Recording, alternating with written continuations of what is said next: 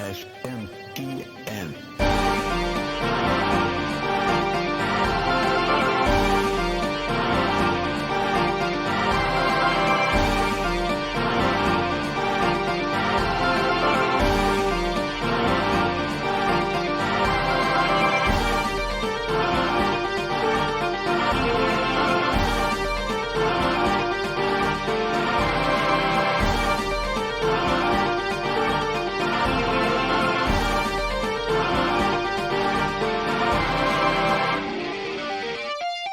How's it going, everybody, and welcome to Shin Megami Tensei Network Link 376. I'm your host, Spencer Presley, and joining me today is the only man I know who has pre-ordered not one, not two, but 10 cases of the new Trails trading card game, which they definitely knew got announced today. My wallet's not okay, but not because of the Trails trading card games, but I did only find out about it today as well. I was randomly, I looked at my emails and was like, Pinbox, what are you sending me now? And I was like, oh god, so no. shocked when I saw that, because I think literally Pinbox even like a week ago made a post being like, hey, we've got the new set from the Japanese one in stock. And I'm like, oh yeah, I was kind of aware of it, but Japan has so many more TCGs, like, compared to we do, like, not even just like in America, but just like they get English releases, that I somehow totally missed that. Like a couple months ago, this got announced as like it's getting a official English version by the same distributor in Japan, but like worldwide for English. Like, did you know this was a thing before today, let alone like that it was coming out so soon? I knew that there was, like, trading card games in Japan. I didn't know we were getting it. I didn't know, like, any of this stuff. The only thing I really followed, like, outside of the games is the East 8 novels that have been coming out. Like, there's a cookbook, and then there's the novel adaptation, and there's like a bunch of side story stuff that's been written up. And I think the audiobooks are coming out very soon as well, but I didn't know about this. Which is wild, honestly. Yeah, Because, like, I mean, it makes sense in the sense of, like, you think about, like, how popular, like, TCGs are right now. And it's just, like, crazy. Like, we literally, like, just a couple of weeks ago, the Gundam TCG just came out and has been, uh, unsurprisingly sweeping I would say sweeping the world, but that would involve you being able to buy it. It's been scalped to all hell, but you know what? Everyone I know who has been playing it is really enjoying it.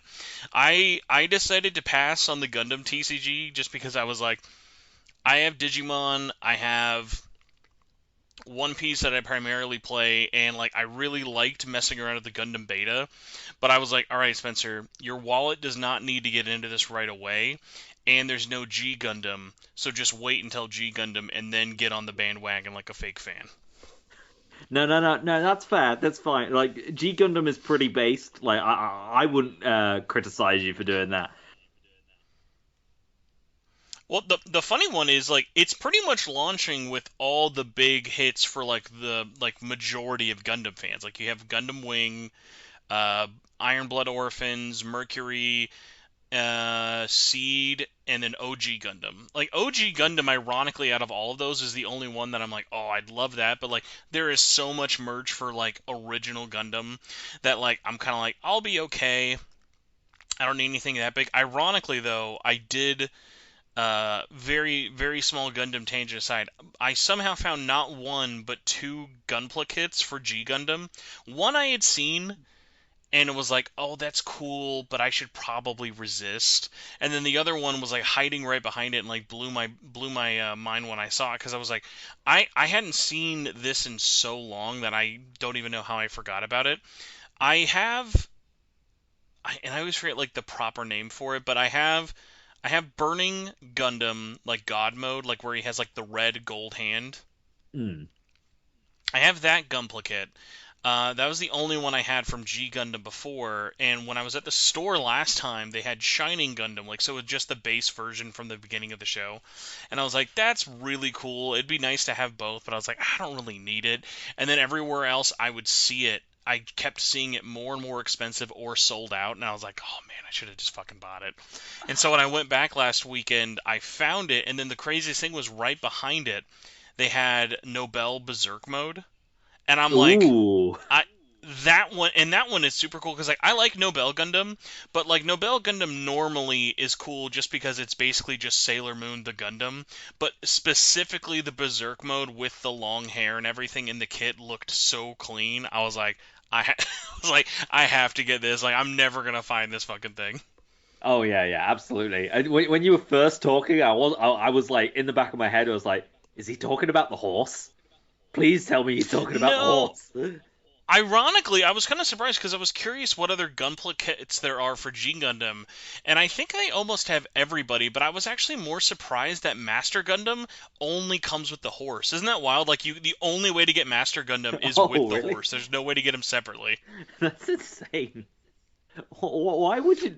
Oh, like in every version, or is it like high I mean, well, grade? sorry for the hobby grade box. I'm sure there's a normal version. Okay, Like I'm okay. sure there. Well, sorry, not a normal version. I'm sure there's like a larger version that's just Master Gundam.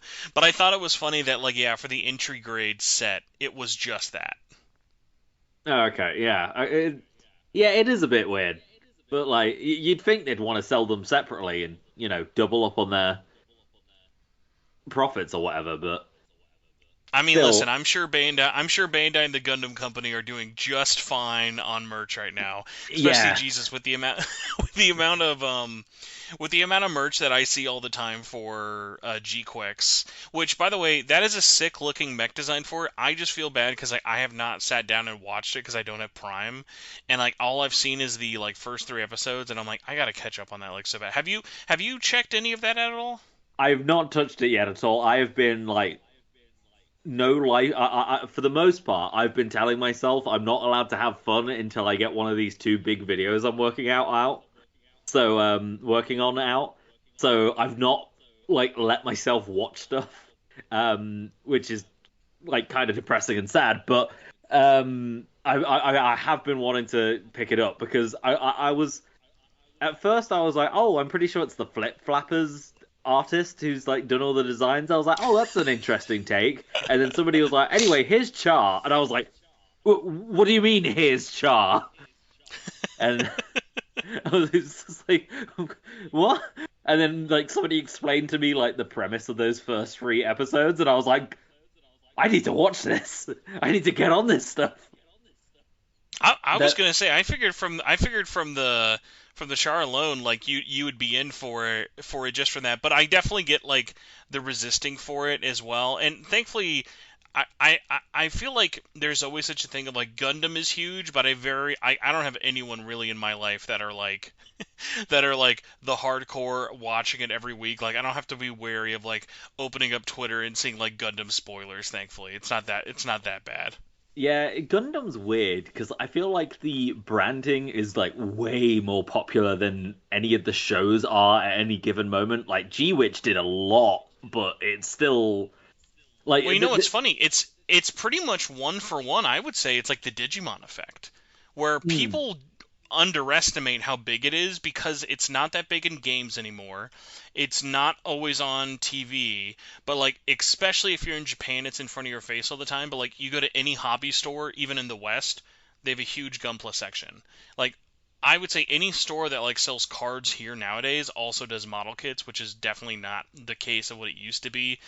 The manga, not the manga, the animes have definitely gotten way, way, way bigger ever since Iron Blood, but nothing to the extent we're now. Ironically, I actually feel like G-Quix would be bigger if it was on Crunchyroll and not on Amazon Prime. Like when stuff is on Amazon Prime, it's like you gotta really commit because like that's no one's destination for like anime. no. Oh. Well, remember the good old days of Anime Strike? Was it Anime Strike? Like they had like you had to sign up for Amazon Prime and then you had to pay a second service just to get anime. I don't even. Oh my god, I don't even remember that. It Was that was lasted. that was that like only over there? No, no, no. It was no. It was not only over here. In fact, it wasn't over here. Like it was. There was a bunch of stuff where I remember it only lasted. I think Oh it no, lasted here you less go. than a Yeah, year. Amazon strike lasted from 2017 to 2018. And That we is did. so weird. we didn't get it in the UK. So when the anime for UQ Holder came out and it was exclusive to Anime Strike, and I was like, oh my god, I want to watch the sequel to Negima so bad, and I just couldn't. So piracy for Let me me, I tell you right suppose. now, by the way, very bad SEO when trying to look up like Amazon strike or anime on strike when both of those go on strike quite often here. No, no, no. That's understandable. That's wild, man. That's really funny. Like I'm even like I wouldn't even say like High Dive is like I wouldn't say it's mainstream, but I feel like even something like High Dive, I see people talking about watching anime on there more than even like on Amazon. Like that's like when Bleach like and this is only in America, which is a funny one. Like every now and then, for some godforsaken reason, like Disney will give a like anime exclusive streaming rights on Hulu, and it's like, bro, no one's gonna sign up for Hulu just to watch Bleach. But luckily for them, Hulu's big enough that I'm sure it makes its money anyway, and then it goes on to all the other streaming platforms otherwise. But it's like so funny whenever like Disney Plus or Hulu, much like Amazon, will get an exclusive streaming thing because it's like who like I think yeah, Sandland was the same thing. Sandland was also on Hulu and Disney Plus, and I'm like, bro, you were just sending this like you were just sending this series out to fucking die. Yeah. Oh God. I mean, I'm all in on the method of I'll mooch every single streaming service I can off of my brother, and then if I can't find something, I go, well, Pirate Bay it is. You know, this is kind of related. I don't know how big movies are over with you guys specifically, but did you see what Crunchyroll announced? I think this was either at Comic-Con or after Anime Expo. Did you hear like they're doing this initiative to do more anime screenings in movie theaters? Oh, really? Interesting.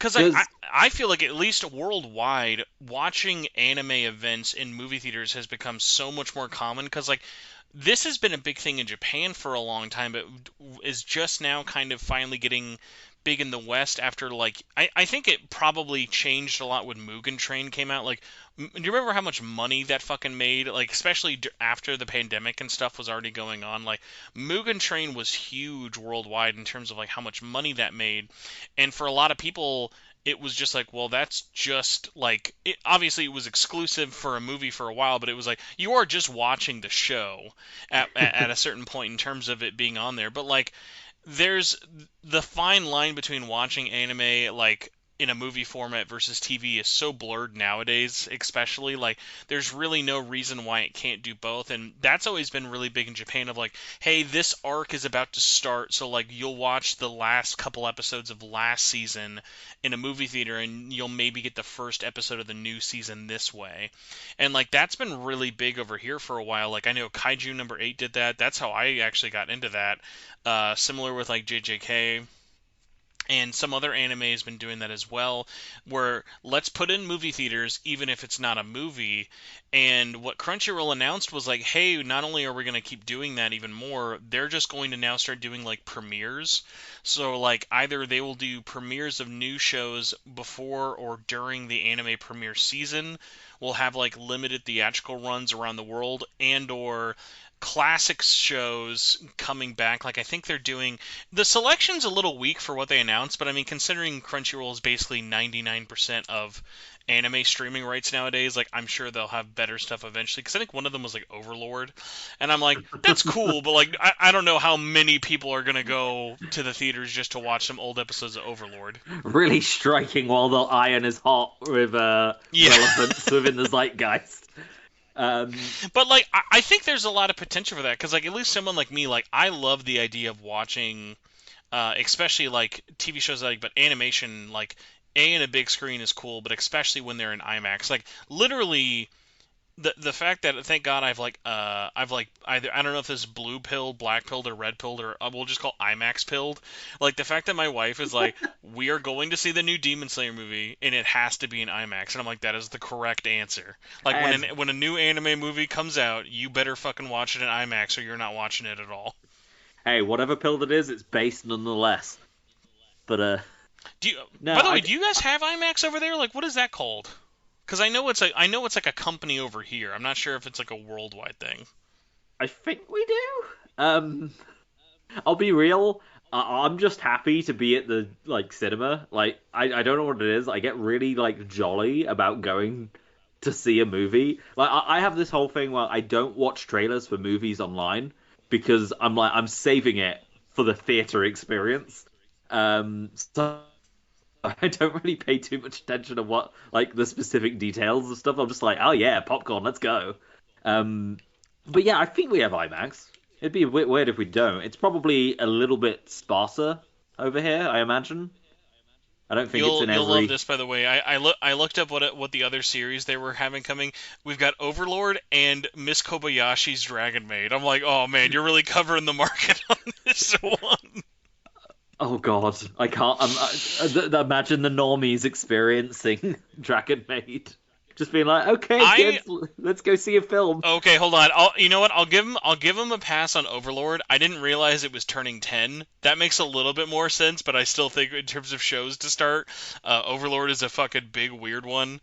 But yeah, the selection they announced they're starting with it is a little bit whatever, but like it is so funny of like the amount of times like I remember even like when Andor they did, I think, one episode of Andor in theaters back when I think Rogue One turned 10 or something, or maybe it was like some weird anniversary, and they had it in theaters, and I was like, I mean, I love Rogue One, and I want to go watch that in theaters anyway, but like watching Andor on the big screen it didn't feel like I was watching a dumbed down version of like Rogue One, you know?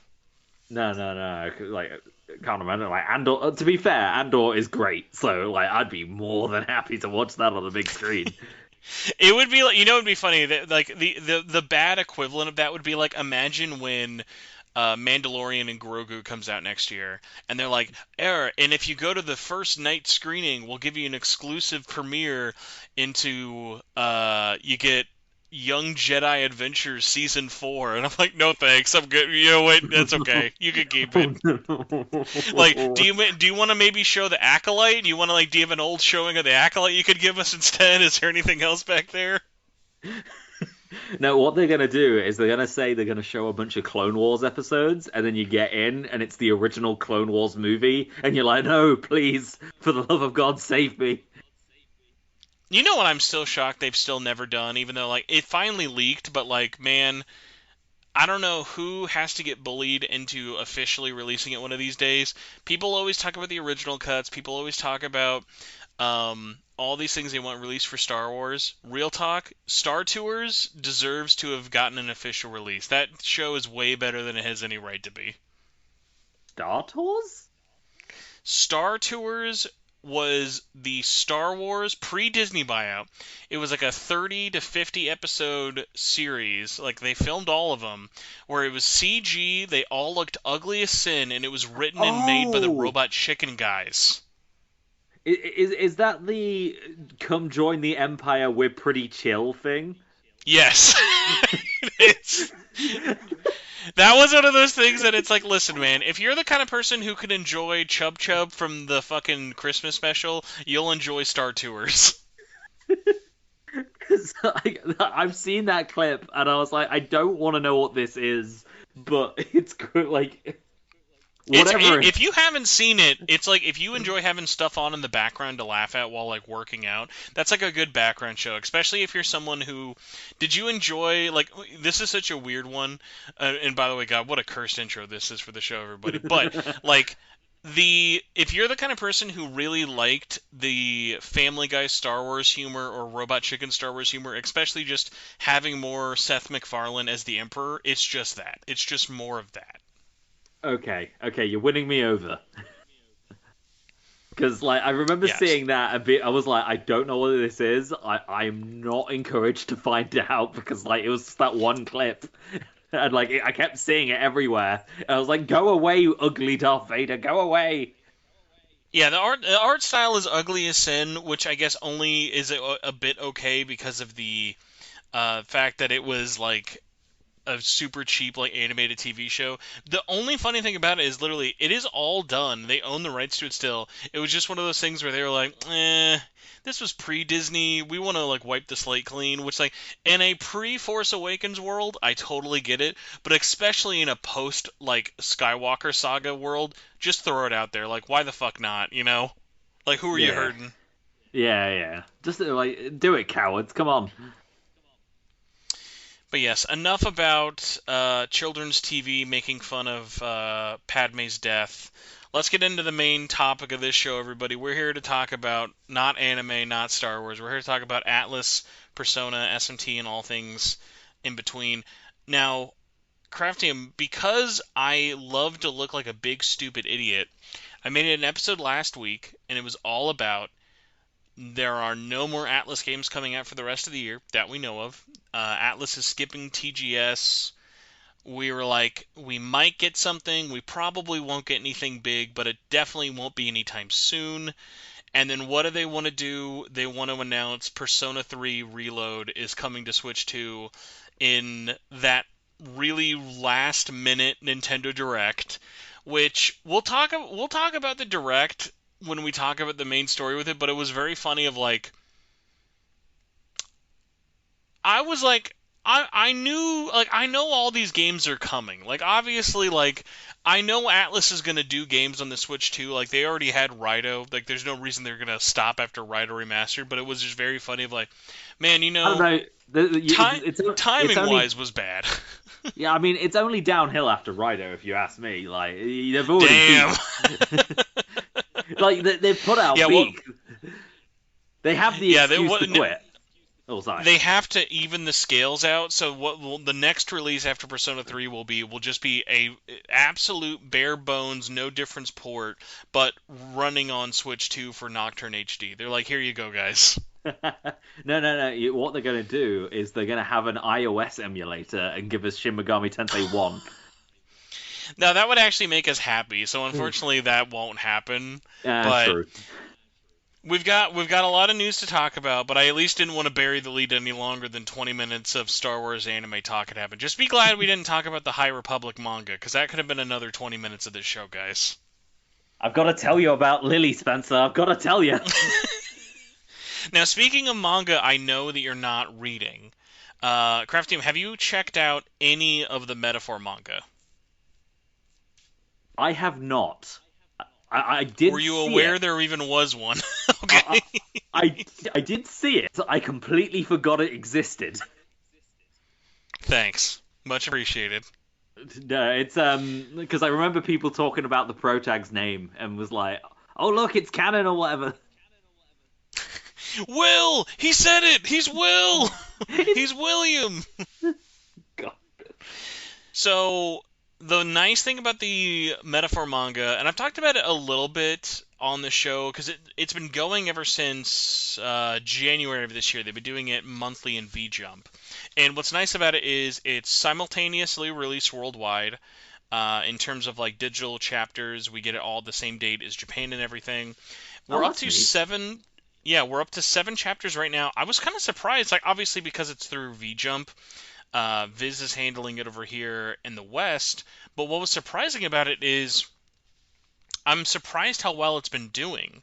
It had a really big bump when it first came out because obviously like came out it was announced right around the time the game came out in October, and we knew it was coming pretty soon. And right after like the Game Awards, and especially winning a bunch of awards, I think that was really smart of them to have something ready right off the bat.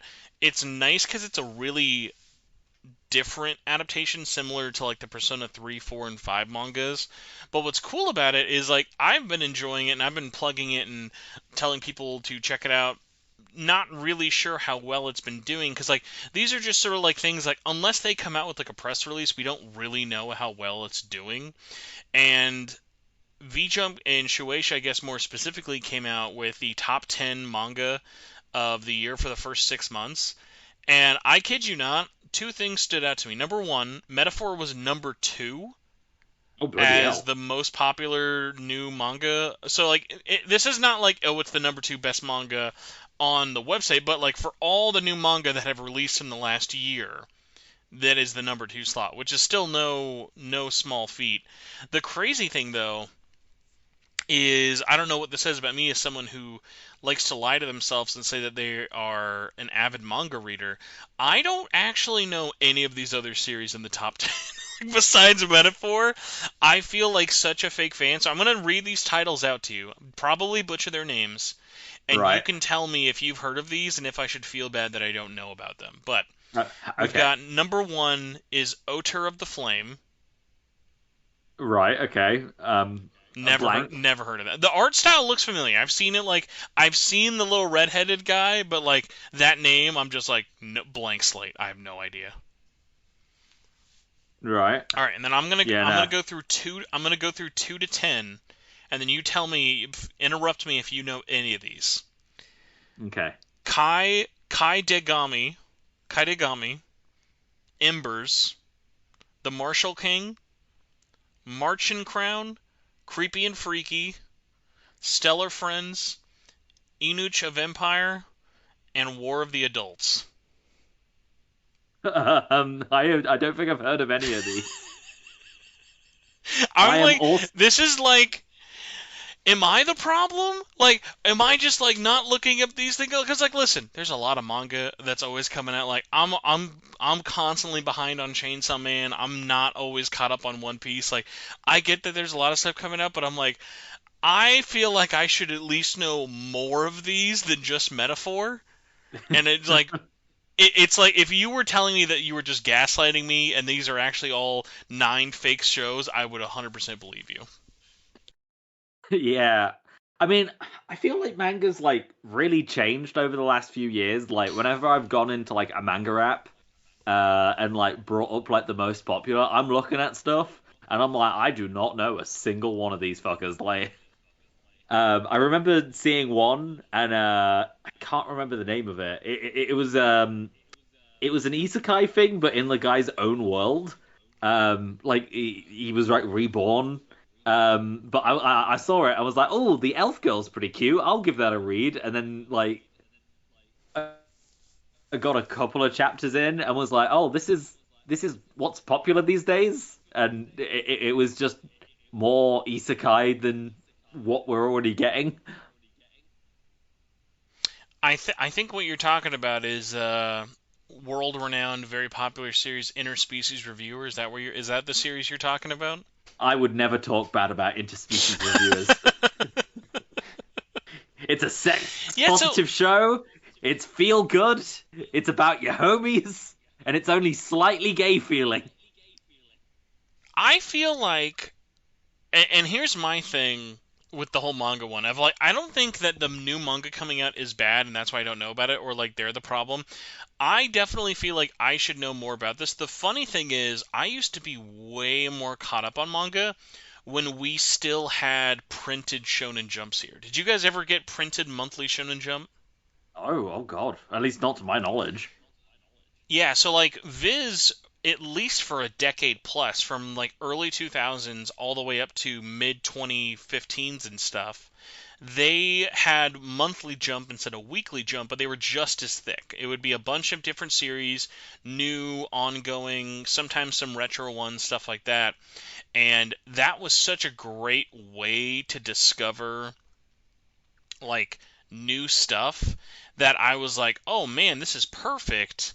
Of I'm already buying it to read like Naruto or One Piece or whatever is in there, but like I learned about so many like not only like shonen stuff, but like even they had a lot of like romance ones with it of like that's how I learned about like Bobobo, that's how I learned about like Yu Yu Hakusho. Although Yu Yu Hakusho I was probably watching at the time, but like so many like because they were constantly localizing new and old manga, it was just such a shotgun approach of different things to check out that really easy to finally learn about like new things and be not 100% caught up but more caught up than you would normally. And I feel like nowadays, especially with how easy it is to like just distribute and publish manga in general, it's like, oh man, like it's like recommending like a game or like shows. Like there's just constantly new stuff coming out every single day that like you'll never Hmm. truly be caught up, you know. Yeah, I think that was that was what I wanted to say. Like, just like I kind of went off tangent, but like, yeah, I think the thing is that there's just so much coming in, and there's a lot of people who are getting the opportunity to like write manga that they wouldn't normally get, and because of that, there's just so much that can slip through the cracks. And at this point, despite the fact that I used to be like big super weeb who was keeping up with everything and like found out about Seraph of the End like 2 weeks before the anime got announced. I just can't keep up with it all these days. Like, and the sort of the stuff that I am picking up and finding out about is stuff that usually has an anime, and it's I didn't know about Freyren until I knew about Delicious in the Dungeon before it got an anime. And I knew about Nagatoro-san and Teasing Master Takagi-san, like all of those ones that were like coming out a couple of years ago. But I feel like there's a certain point where like I just get cut off, and like after that I just can't. I'm like, yeah, I haven't got bloody clue what's going on. I also like um I always feel like when it comes to like anime, I always learn about stuff of like this should be a joke post, and then I find out no, it's not. This is a serious post. Like I think one was like either yesterday or a couple days ago. I saw they're doing. I think I had seen pictures of the manga before, but it was getting a anime this season or next year for like please keep giving me that dirty stare while showing me your panties. And I'm like, man, every time I think we've hit the ceiling of weird anime names, like no, they're like we've got more, dog. Don't worry. I mean, Spencer, that one's a classic. I remember those like screenshots going around back in the day. But like what I think is so funny about this is like not only also do like none of these jump out to me as like oh I haven't heard of this or I'm not very like aware of either what's going on. Like some of the artists definitely stand out in some of the protagonists I've seen merch for at conventions. My thing is just like how the fuck did Metaphor get on this list, let alone get number two? Like I'm like more Yeah, shocked of like none of these are adaptations at all. None of these are things that are of a pre-existing property. So I was just so shocked that I'm like Metaphor standing out here is really weird because like there's manga adaptations that come out all the time.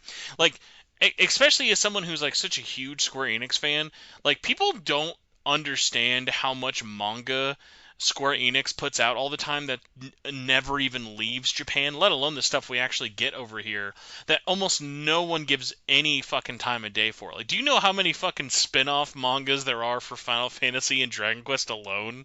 oh And like yeah. no one cares about those. Nobody. I have the first volume of oh god, what's it called? Final Fantasy Time Stranger or something. I can't No, that's remember.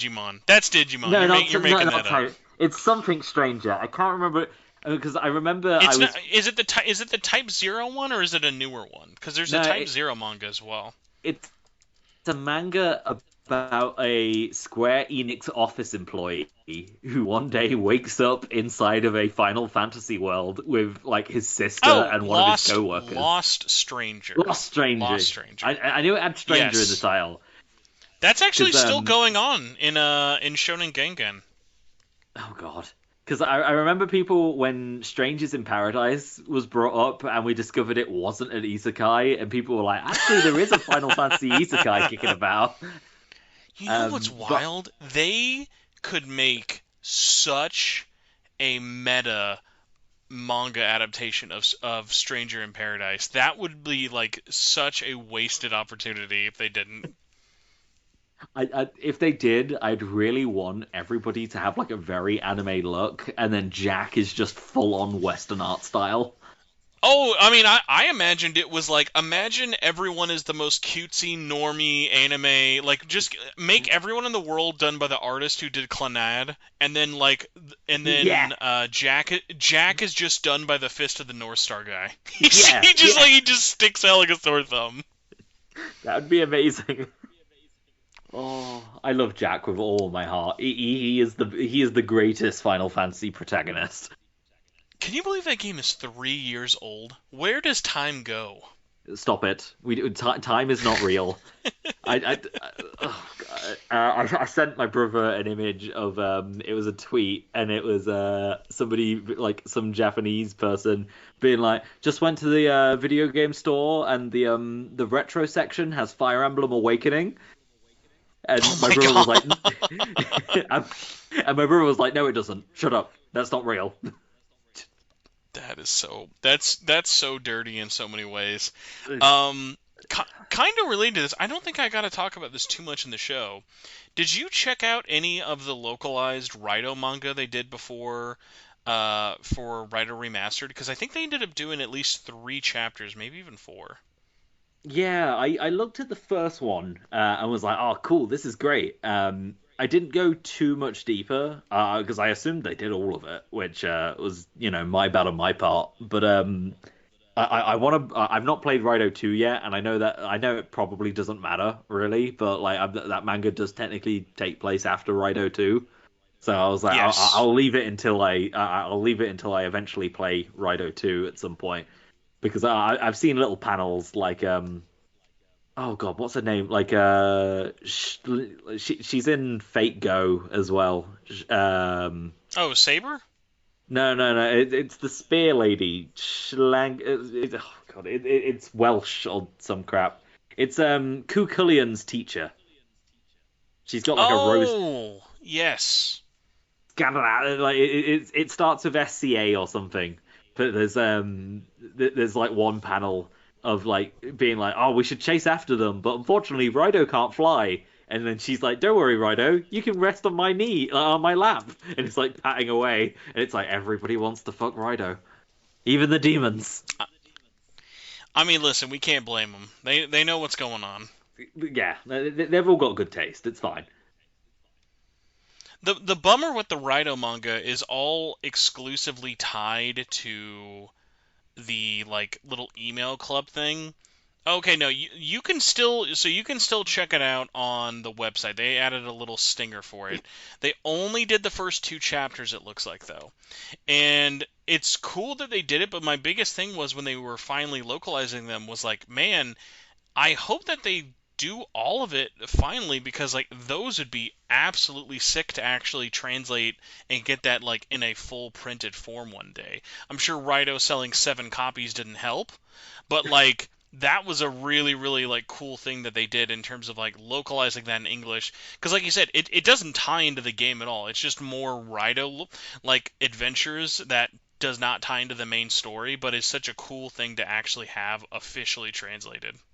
Yeah. It's I'd really want that, but there's also I've got a physical copy of it of the prequel novel. Like they have like the Oh little yeah. it's not loan but what's it called? Not King Abaddon, that's the sequel. No, I I do forget the not name. remember the name of the novel. Yeah. It's It's like some my brain is so full at this point. It's like, all right, you're gonna remember the name of this one Japanese only novel or English, and it's like, oh damn. oh no. But yeah, no, I've got that like kicking around on my bookshelf, and I'm hoping that one day my actual learning of Japanese is good enough that I can use it as like a sort of learning tool and read through it. Sir, I think you're referring to Devil Summoner Raito Kuzunoha versus the Messenger of Dead. That sounds right. Which, by the way, I forgot how sick the cover of that looks. That is really Yeah, nice. yeah. Which is extra funny now that you think about it. Now that you remind me about that. Now that you remind me about that, because obviously that would have been a lot harder or more time intensive for them to localize. But that is a proper prequel to the Soulless Army. Like that would have made way more sense for them to localize before Rider Remastered more than anything. Yeah, and like I would have preferred that because we have got the fan translation of I know apparently it's not very good for the Raidou manga, but we do have it at the very least. Did someone just go, "Hey, at Grok, please translate the Rido novel for me," and then he gave him like a quick little translation? Oh God. So In better news, speaking of things that sell more than Raidou Remastered, we had not one but two simultaneous game announcements for. This is a funny one. We have Shin Megami Tensei 5 and Persona 3 Reload have now both sold over 2 million. And what's funny about this is one of these is important, the other one is less so. Uh, the one that's important, I would say, is SMT5 selling over 2 million officially is really important because we had that leak a couple weeks ago during the Sega like end of the quarter finance where they lumped both titles in together and it was like, hey, both SMT5 and Vengeance have sold over 2 million copies, which was like that makes a lot more like that's not that surprising because we already knew SMT5 sold over 1.5 million alone. But the cool thing with it that we found out was specifically Vengeance has now sold over 1 million copies. So the series at this point is at I think it's at like 2.11 million for both games, but really really crazy that Vengeance sold 1 million. Obviously like I think the expectations have to be very different of like multiple years later after the original more people are going to view it as like an enhanced port. This is not like a big release like a Persona 3 or a Persona 5, but like Vengeance alone selling 1 million I think is super super cool. I doubt it's going to ever like cross anything crazier with it, but I think a big one of that was Vengeance. I was so shocked not only how many people were picking it up and enjoying it, but how many people were playing it specifically on PC. Like that game sold crazy crazy well on PC. Yeah, I was really surprised at how well it did because I was like until it came out, I was just like, oh yeah, it doesn't feel like anybody's like too like infused. Well, like obviously the Atlus fandom, like Persona and SMT fandom were thingy, but like outside of that, I didn't see anybody really caring all that much. And then when it did release, I was like, I keep seeing it like from people who I wouldn't expect to be talking about it. Um, so that was like genuinely surprising at how much people were finally jumping on board. I imagine it's a lot of people who kind of skipped the original on Switch because they were like, I don't know, I don't want to get I don't want to run around the forest of fairies while the Switch is melting. They didn't want to be a paid beta tester, is what you're telling me. Yeah, like I was. I'm still a little bit livid about the whole ordeal. Trust me, being an Atlas fan is just different levels of being annoyed at yourself for trying to support something. Yeah. Uh, the cool thing though, we did get a nice new drawing of the protagonists, specifically in their like purple-haired form, which I think that form gets slept on so much. There's like two things about Vengeance that I always am like sad about, and this one kind of can also tie into OG SMT5. A, not enough people appreciate how sick that purple form is, mostly because you have to basically beat the game by the time you unlock it. And then B, there is never enough people giving Prime Minister Koshimizu enough like love and fan art. Like that dude has like two pieces of merchandise. It is absolutely egregious.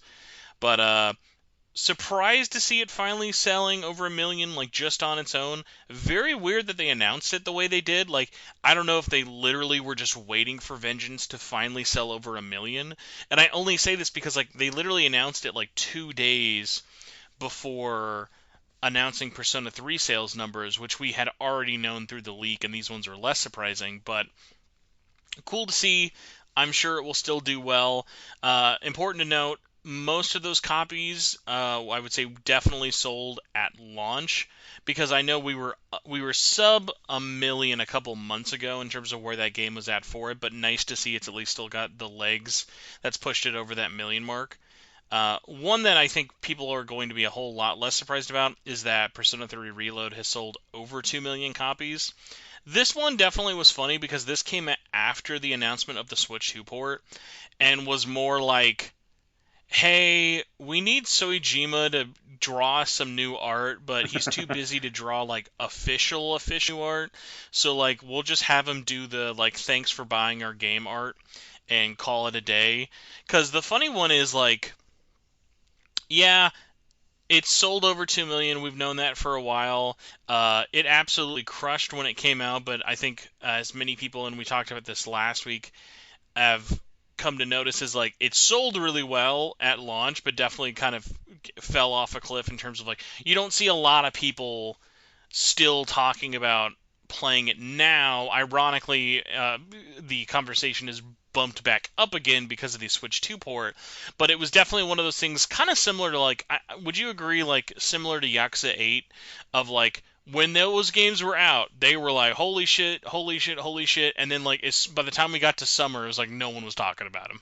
Yeah, I definitely got that. I was genuinely quite surprised because, like, when they announced Metaphor sold 2 million as well, hasn't it?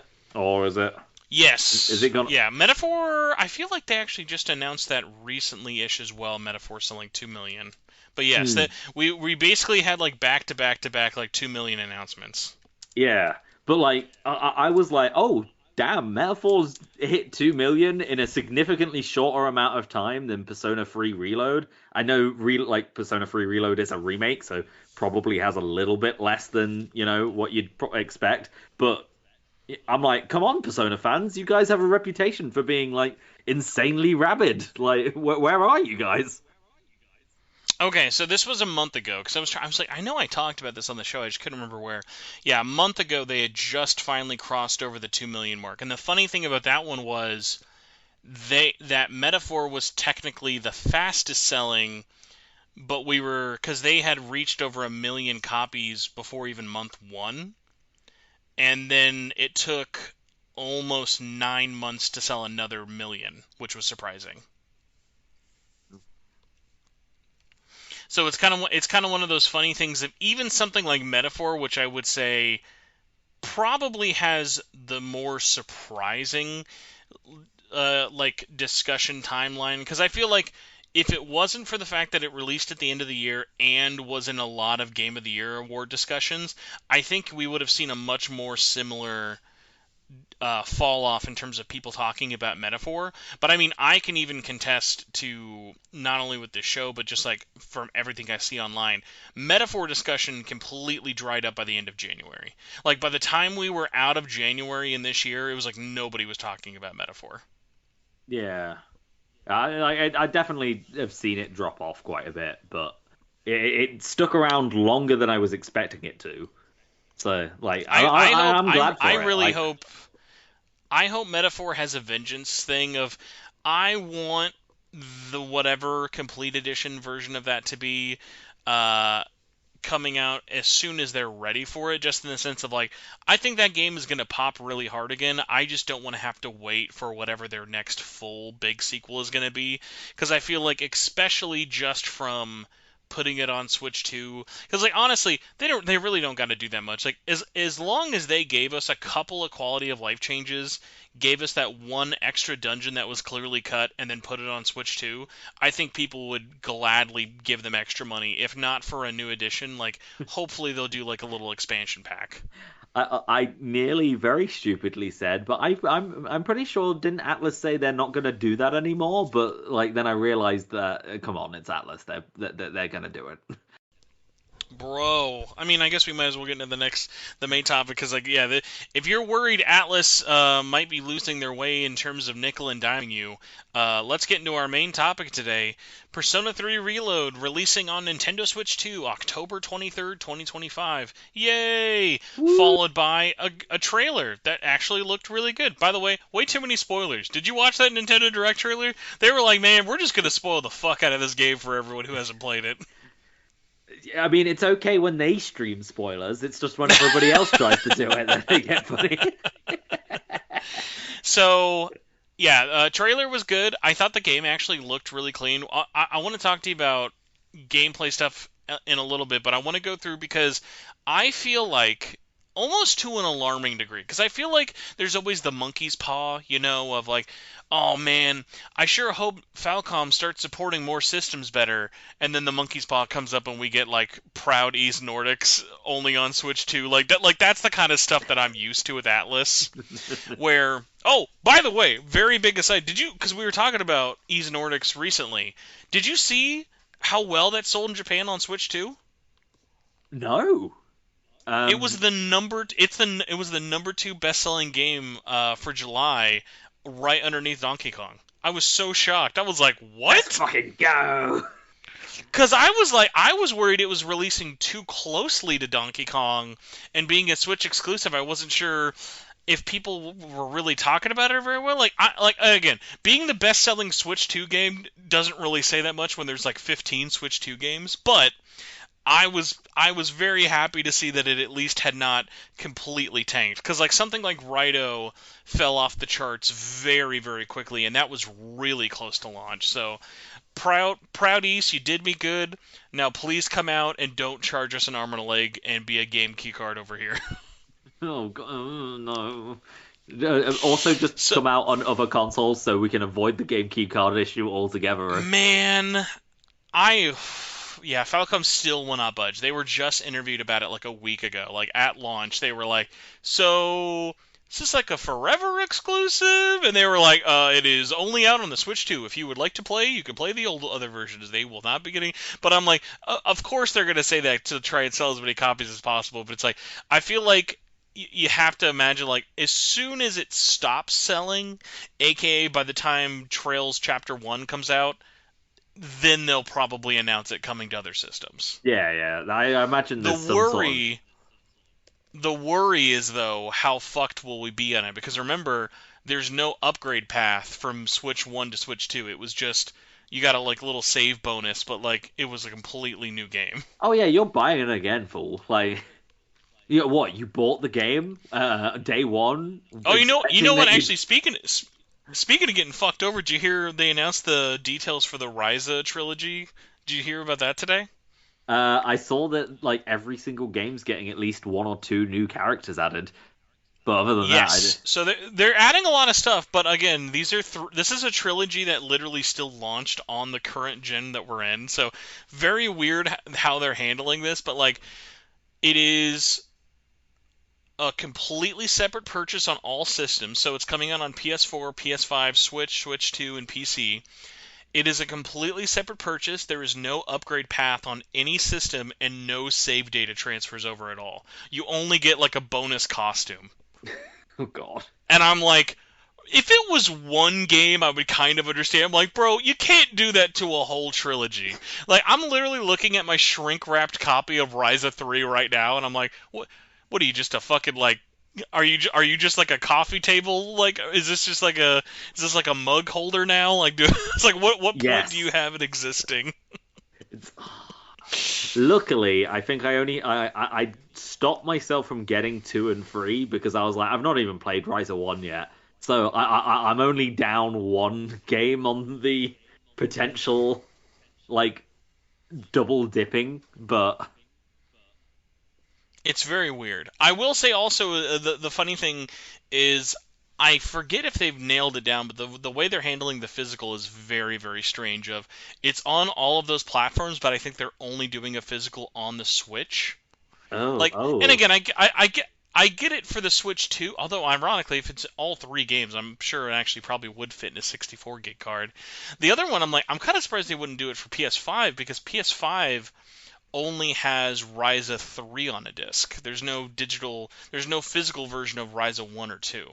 no, I think two did two get a free upgrade if you got a PS4 version? Or Yes. Well, no, yeah, yeah, that was the thing. So it was, because we talked about this also last week.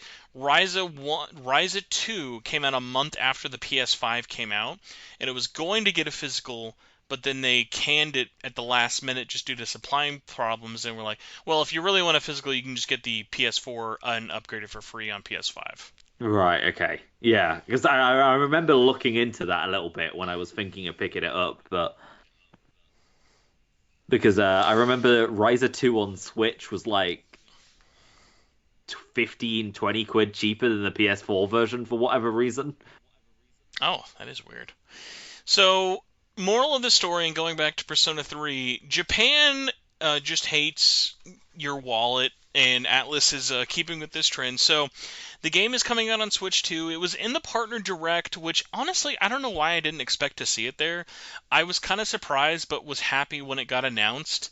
And then, like, every little expectation, hope, and dream of mine has just been slapping me in the face ever since. Because like when I saw it get announced, I was honestly like, well, Raidou runs really well, and this looks like it's running really well. And on top of it, and one of my biggest things, especially after playing the DLC for P3R last year, was like, you know what would be really cool? This would be a nice opportunity for them to have like an all-in-one edition on the Switch, like they did with Catherine. So like when Catherine Full Body came out, like a year later we got it on Switch, or probably a couple years later. The Full Body edition on Switch had all the DLC baked into it for free with the base game, and I was ready for them to do the same thing for Persona 3 Reload. Little do we eventually found out for Japan, and then unfortunately found out it's the exact same worldwide. We've got multiple bits of bad news. Number one, it is a full price title everywhere around the world. So in Japan, it's over 70,000 yen. In the States, it's going to be $60. And every other country, it's going to be whatever your local equivalent is of a normal game. Because what's funny is like it's technically cheaper than what the game was at launch. Because I don't know how much it was over there. Like, do you remember how much a normal copy of P3R was for you guys? Because that was Atlus's first $70 title here. Oh right. I got a PC code, so like Must for be a nice. review. Yeah. uh, well, I mean, the thing is afterwards they were they stopped replying to my email, so I don't think my coverage was good enough for them. But I remember. I know in a lot of cases with like $70 games, we've just been royally screwed over and they've been 70 quid. Um, I think some of them have been like 65, despite the fact that the exchange rate does not equal, like it shouldn't be that, but it's the price we get. But a lot of that is because we have Yeah, VAT already tacked on. Um, yeah. It looks like it was 70 at launch over there for you guys. I'm trying to see if the EU eShop price is any different or if it's any there. Yeah, so it's 50. It's 54 euro in. It's 54 euro over for the Switch 2 version. Let's see what the UK one is. And then if we can find the other one here. Let's see if it'll auto move it over. But yes, 54 euro, and I mean, yeah, my thing with this is I think charging full price for this could be fine. The problem is when we find out that it's a port coming over a year and a half later that is still full price, does not include. Not only does it not include the episode Igus DLC, it doesn't include any of the paid DLC. The only DLC you get for buying the game is the Persona 4 background music, which was the pre-order bonus back in the original one, where you get a couple of songs from P4G.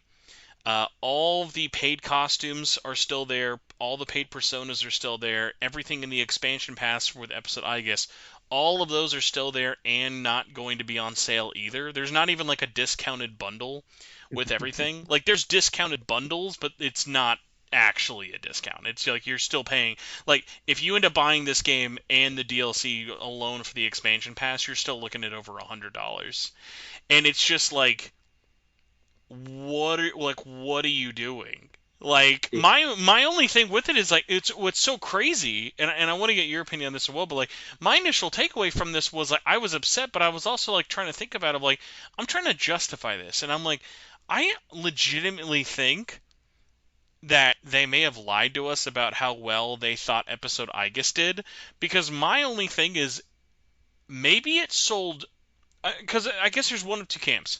It either sold so bad that they have to charge for it again to try and make the money back, or it sold so well that they said, fuck it, we can be greedy and make them buy it again. Which, like, both options suck, but it was just so wild of, like,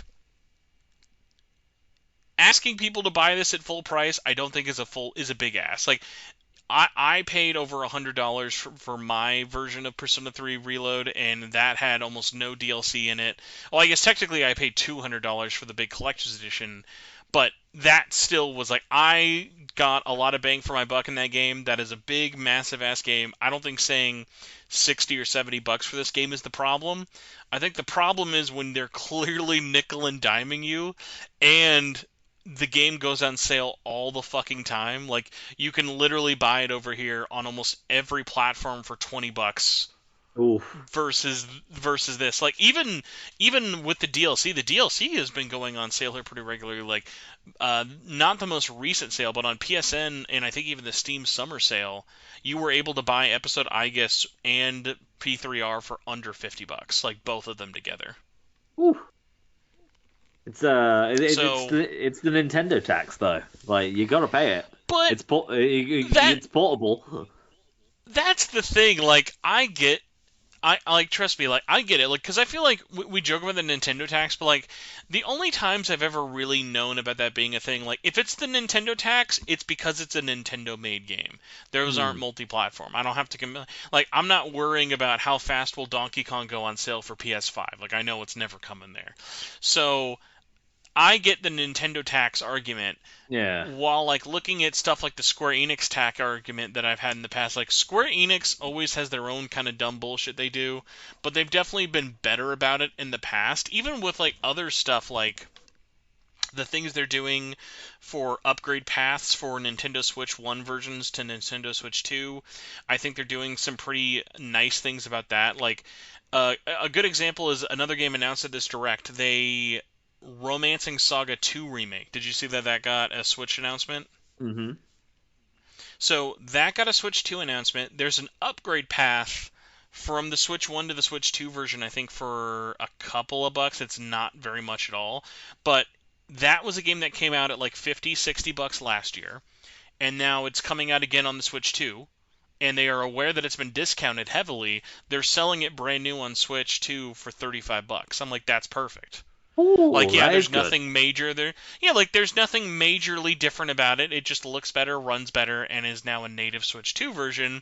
So, here's an upgrade path if you want it for it there, or do you want to, like, pay us just about half price of the original game? And I'm like, I think something like that's crazy fair, and you're going to sell way more copies on people who are A, curious to play it for the first time, and then B, people who are going to double or even triple dip because oh it's not that much more expensive, let me jump into it. So it's just so weird of like they clearly put a lot of effort into this game. I just think the bad taste left in everyone's mouth right now is clearly going to hurt the sales in October. Yeah. So I think either Atlus or Sega, one of the two, who somebody's making the decisions here, and I think that they feel like they've still got like the fever that they kind of had back in like 2020, like in between like P5 and P5R when like Persona and Atlas hype was all of it like at its peak. Um, and they kind of I think they learned a lesson from Persona 4 Golden on PC of oh my god, people really want to buy our games. We've got to value them higher.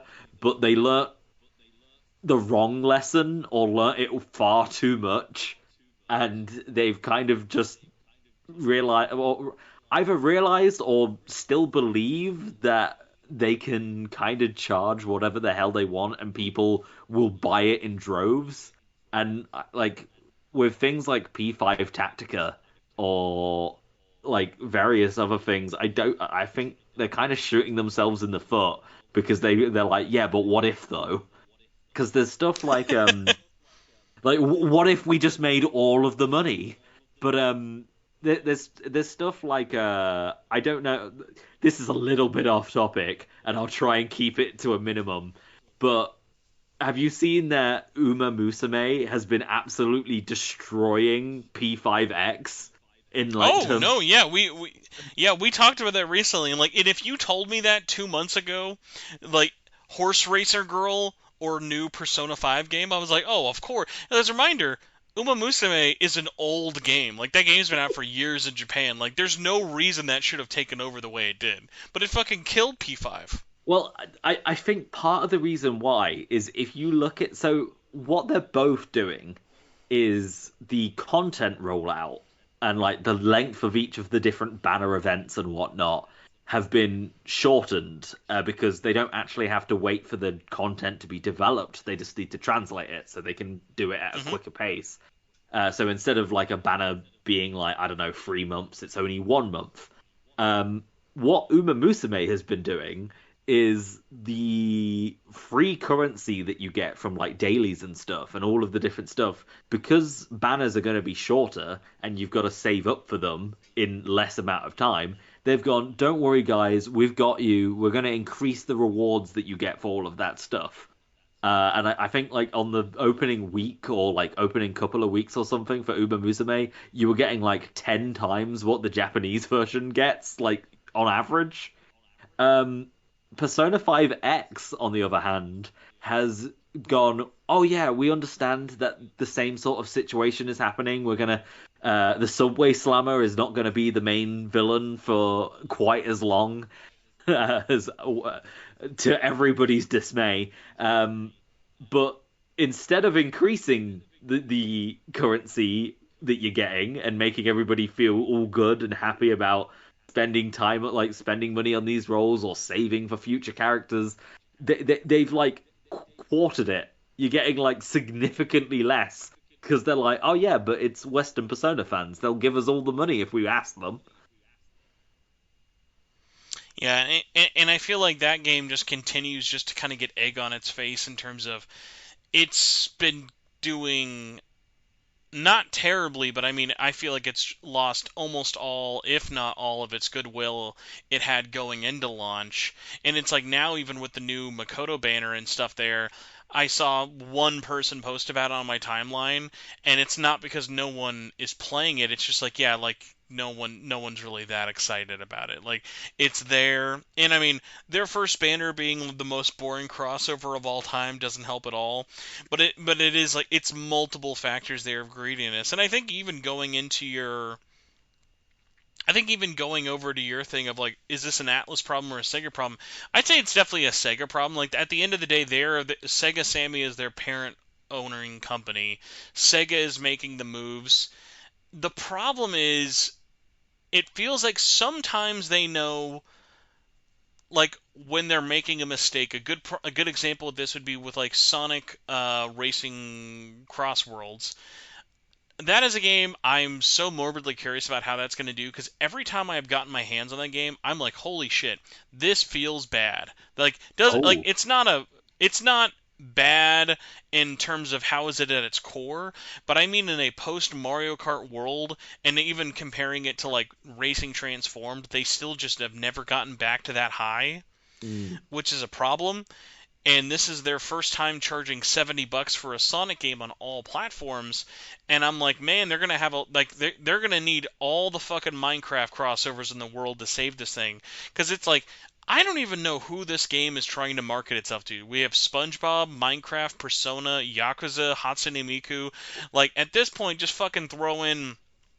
Like, yeah, Jesus, like yeah, like let's just get Wreck-It Goku Ralph or or whatever at somebody. this That would point. be insane. Yeah, unironically, they should bring back Wreck-It Ralph and the Danica. I think it was like Danica Patrick or whoever the fuck was the GoDaddy racer girl. Like Um, I think, Yogcast. which by the way, you know what? Actually, big sad noise because a lot of people like me were expecting this. When Sega announced that they were doing crossovers for Crossworlds, I think many people, myself included, were expecting stuff like we saw in Racing Transformed, where you're not going to be out of your mind to be expecting Ryu or like Alex Kidd or any of these other Or pretty Vice popular like from. hell. Oh, I mean, I was even going to be like, hell, you know that big new Shinobi game they have coming out? Have the fucking Shinobi level or Yeah. Shinobi Racer? Nope. New Crazy Taxi? Nope. New Jet Grind Radio? Nope. Like, it's like, well, we know that Jet Grind Radio isn't that popular yet, so that's why we're going to include Joker from Persona 5. Even though I don't know anyone who wants to play as Joker from Persona 5. So it's like, and again, that's free, but then like you look at the paid content, and the paid content is like, man, no offense, like SpongeBob is kind of like I think also another one is they're doing a Teenage Mutant Ninja Turtles as well. Like it just looks like they paid Microsoft and Paramount a bunch of money for stuff they know is popular, but at the end of the day, it's like, yeah, but if the game sucks, we're not gonna buy it just because Steve and SpongeBob are in it. So I'm, that game's had a bunch of weird stuff going for it. But ironically, I was going to start this by saying a positive. One of the positives with it is that they actually announced that they are doing a legit physical card version for the Switch 2 after all the backlash they got because like Sega had all these games at launch for Switch 2. They had Puyo Puyo Tetris 2, Yakuza 0, Raidou, I'm sure I'm forgetting Sonic Shadow Generations. Like they had all these games available at Switch 2's launch, and they were all game key cards. And guess what? They all sold like shit. And they yeah. were all like, "Damn, why does no one want these?" So we saw that, and we saw that Sonic was going to get one, and it's like, cool, you've learned your lesson. Congratulations. You have more self-awareness than whoever runs the PR firm for NIS America. And then what do we get this week? We find out that P3R is only going to be a game keycard everywhere around the world. Now, And it's just like, why? what I imagine it probably is that if I had to guess, is they saw those initial sales and everything, and then they've realized that it's a terrible idea and it's not going to work, and they're backtracking.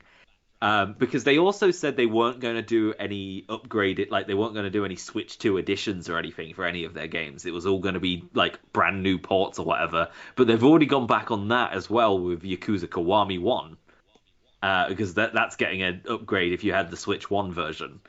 Um, and what Oh, I by the way, reminder, that's a paid upgrade. That is not a free It's a upgrade. paid upgrade, but like the Switch 2 edition things, but like like I mean they're not giving you things for free, Spencer. Like come on, but what you think we're made of money here? If we were, we'd be making the Dreamcast too. But where was I going with this? I've got lost the You were but talking about how they no, no. comparing with Yakuza. Yeah, anyway, like they have been learning that those initial launch lineup things aren't doing very well. And I imagine the Persona 3 reloaded keycards had already been produced and are just sitting around waiting. Or like to some degree, like the deal's already gone through and they've already set it up and they can't really double back on it on at least on the keycard front at this point. Uh, so hopefully it might be that like starting next year, every Sega game like with Crossworlds and stuff, because I think Crossworlds is coming out physically, but it's the physical release is going to be delayed on Switch 2, I believe. Yes. So I imagine Yeah, like so that. the game comes out in September. Holy fuck, how is that game coming out next month? So yeah, the game will come out on all platforms next month except Switch physically is in January. And like Hmm. I totally get that. I think if that's their plan and it's too late to have this ready for October, just fucking wait. Like, no Well, offense, it's not like we're holding our breaths, being like, "Oh no, we can't, we can't sell this to you yet until February. We'll have to wait." And it's like, okay, cool. Well, if you have to release P3R, release it digitally, and then just say, because like I feel like that's not that rare of a thing. Like Capcom does this a lot, where like Capcom will announce a game is coming out, and then the physical is usually a month or two after the digital. yeah, I think it did. Kinitsugami do that? I believe. Because I'm. Kanutsugami has still never gotten a physical release, All right, unfortunately. what am I thinking of then? But I know what Uh, you mean. Dead Rising remake did it. Marvel vs. Capcom did it. There's a couple other ones as well. And in case anyone wants to correct me, there is technically a game keycard version of Kinutsugami, but that's only in Japan. Oh, really? Oh, god. Because Yeah, I knew Japan has some weird exclusives they got game keycards of that I'm surprised we didn't over here. Like, did you know Konami has a native Switch 2 port for Suikoden 1 and 2 HD? Wait, they haven't. Oh yeah, yeah, no, yeah, I did that. I first when you said native, I thought, wait, that's not a key card, and I was like, wait, no, that's not what native means. I was getting excited for a second. So I think the conversation is not doom and gloom in this because one of the things I've been finding so funny is I think the whole game key card conversation never has to be black and white. Even though I'm definitely someone who's like, I think that fucking sucks. The only game key card I own is Raidou Remastered, and like I've talked about before, the only reason I even have that is because I basically got it for free. Like I had this thing available to me from Video Games Plus, and I was like, well, I would like to see how Raidou runs on Switch 2. I would like to know what the whole game keycard process is like from a first-hand experience for like covering it on the channel, and I'm glad I did it that way because ironically, I think it is really easy to just look at Game Key Card and be like, Game Key Cards are bad. End of discussion. And while I prefer having the game on the cartridge 100 times more than Game Key Cards, it's a weird thing though of like it's not a just black and white situation for many factors. Like the big one is people will be like, oh well, it's Nintendo's fault. Nintendo doesn't offer smaller physical cards. And on one hand, I totally get that. But the other thing is like they are offering a solution. It may not be a cheap solution, but when we have other game companies out there like Marvelous, like Cyberpunk, and like other publishers out there who are making native Switch 2 versions, it's like okay, yeah, you're just lazy for not doing it. And the whole thing about it is like, yeah, it can be Atlus's fault and still be Nintendo's fault and still be a thing that's going to keep happening even though people are mad about it because we're still so close to the launch of this system that people are still trying to figure things out. Like ironically, people like it's NDA'd information about the whole 64 gig card thing. Like we're not supposed to know that. The only reason we do is because publishers basically let it leak because they were getting fucking death threats over game key cards. And the problem is I think I'm glad that they made that information out publicly, or it's slipped out enough that I feel like everybody knows it now. But the problem is still they tried throwing Nintendo under the bus with the 64 gig card, but at the end of the day, if you're still charging 60, 70 bucks for a game and it's a game key card, the only thing you're really telling us is, well, we wanted to make more money, so we just decided to do a game key card.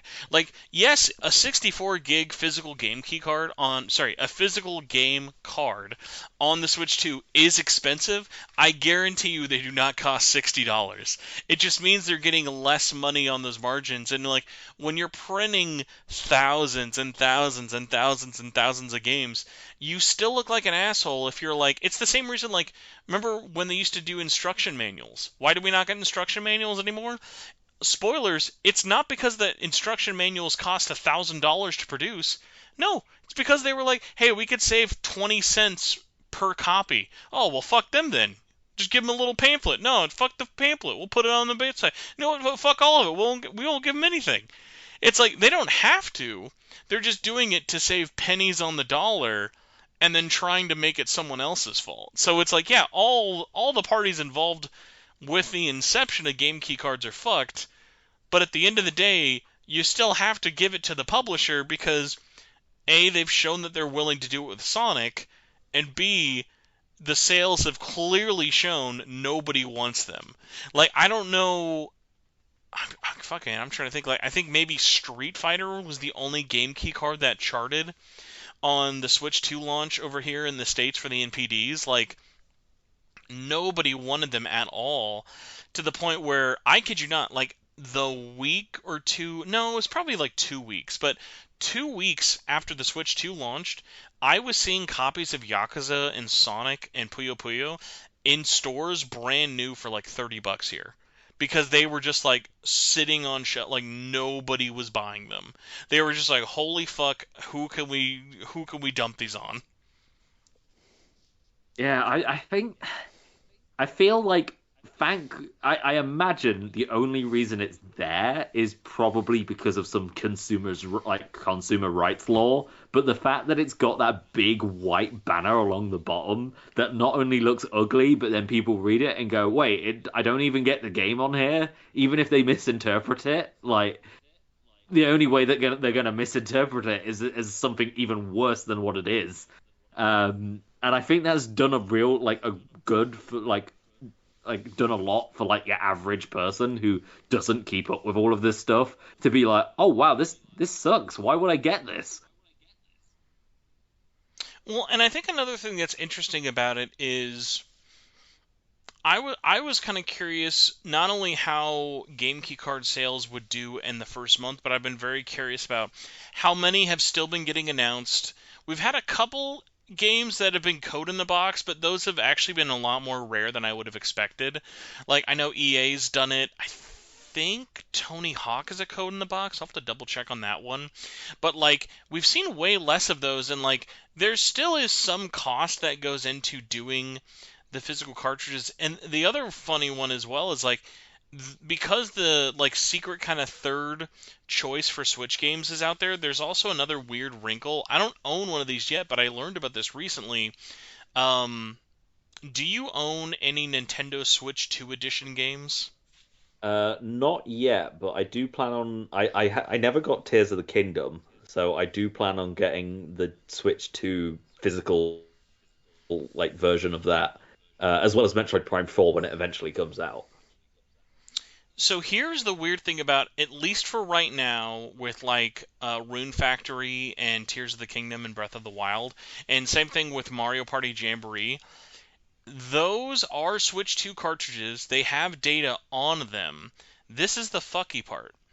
The Switch card for the Switch 2 just contains data for the original games. So that little, and this all depends on the game's upgrade pack, the like anywhere between 3 to 10 gigs of upgrade pack for higher resolution assets or anything else with it there. Even if you have a physical version of Tears of the Kingdom, you still have to download that upgrade pack to play it off that cart. Otherwise, it's just the Switch 1 version. So it's like even stuff like that is weird where I'm like, oh man, like, because I'm going to buy, same as you, like, I'm going to buy Metroid Prime 4, I'm going to buy Pokemon ZA on the Switch 2 physically, and I'm glad that those options are there. But I'm like, in this weird attempt at, like, trying to appease things, it's like, well, then why did you even buy, like, why is this even on a 64 gig cart? Like, you didn't Hmm. even put all the memory on there. Like, it's like, I'm still downloading it, even though nowhere on Well, the box does it disclose you have to download the upgrade pack. I don't. Do we know if the Switch 2 edition ones are definitely 64 gig carts? Because they do work in the Yes, Switch. They do work in the Switch 1 as well. they do, and the reason is what's interesting about this is originally at launch and even after release, the Nintendo Switch has always supported play up to 64 gig cartridges.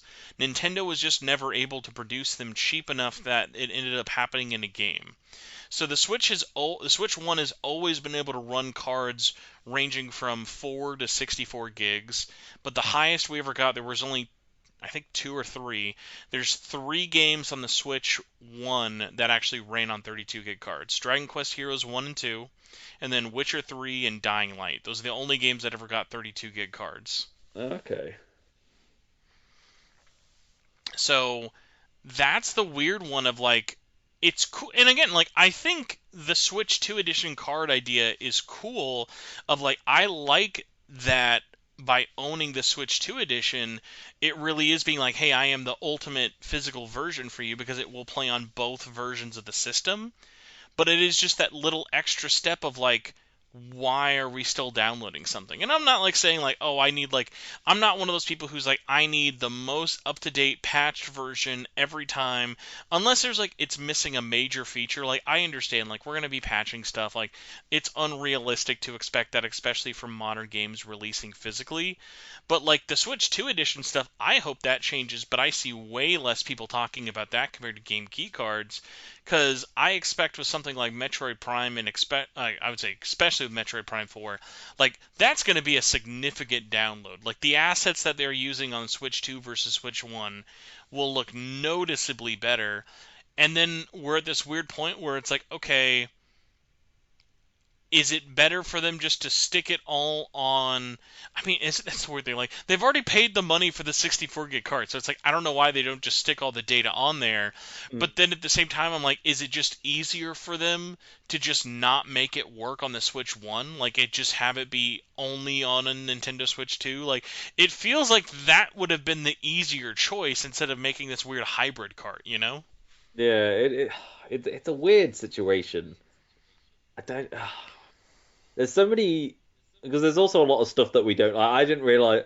I swear I saw somebody say that like the data was on the cart for the Switch 2 editions, but like that was a couple of weeks ago, and that was like early when it was first announced, so it was probably misinformation. Well, okay, so the data is on the cartridge. The No, yeah, no. problem is I it mean the still update. makes, yeah.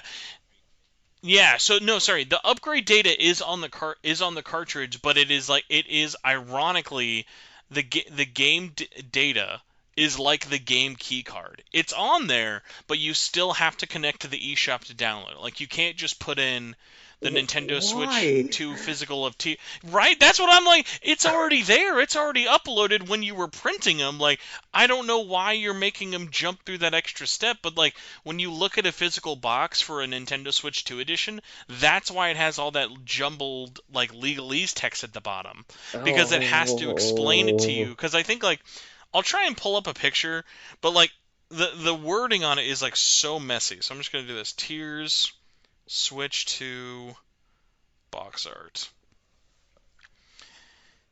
So every Nintendo Switch 2 edition game at the bottom of it has that little ugly QR code, and it says all of this. Includes Nintendo Switch game and Nintendo Switch 2 edition upgrade pack. Upgrade pack also available separately. For details, visit website. And then it has it in other languages, and then just says visit this website for upgrade pack.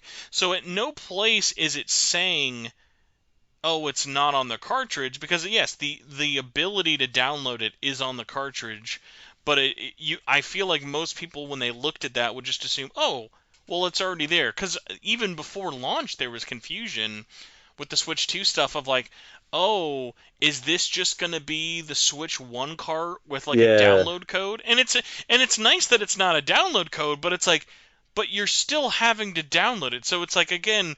Are, it's this weird thing where, and this goes back to the game key card thing, especially with P3R, which puts me in a weird space of like, yeah, I don't like game key cards, but I'm not gonna lie, if I had not ever played, like, let's just say, as an example, let's do Shin Megami Tensei 6.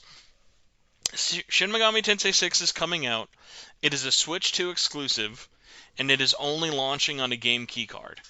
I'm not happy about that, but if my choice is download the game or get the game keycard, I would get the game keycard because at least I would have something on my shelf for that. Doesn't mean I like game keycards, but I'm not going to not play this game just because the only available option is a game keycard. Like realistically, that's just not going to be an option. And there's been no games that make us do that yet. So that's like the tricky So, part because like everyone's like fuck game key cards, but yeah, if you're gonna be the kind of person who says fuck game key cards, you also could play it on any other system the game is currently on. well, so here's where we diverge a little bit because I am currently approaching this with the Tsukihime anime approach of just pretending it doesn't exist if it's only and so I love Bravely I love Bravely Default. Bravely Default is one of my favorite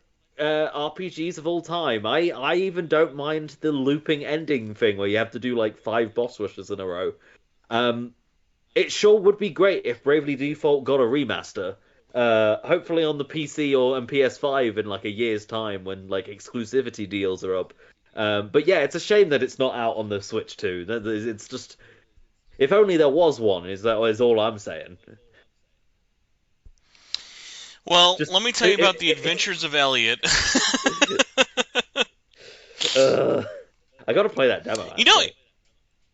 the fucked up thing. I was just thinking about this too. I was praising Square Enix earlier, but here's another weird one.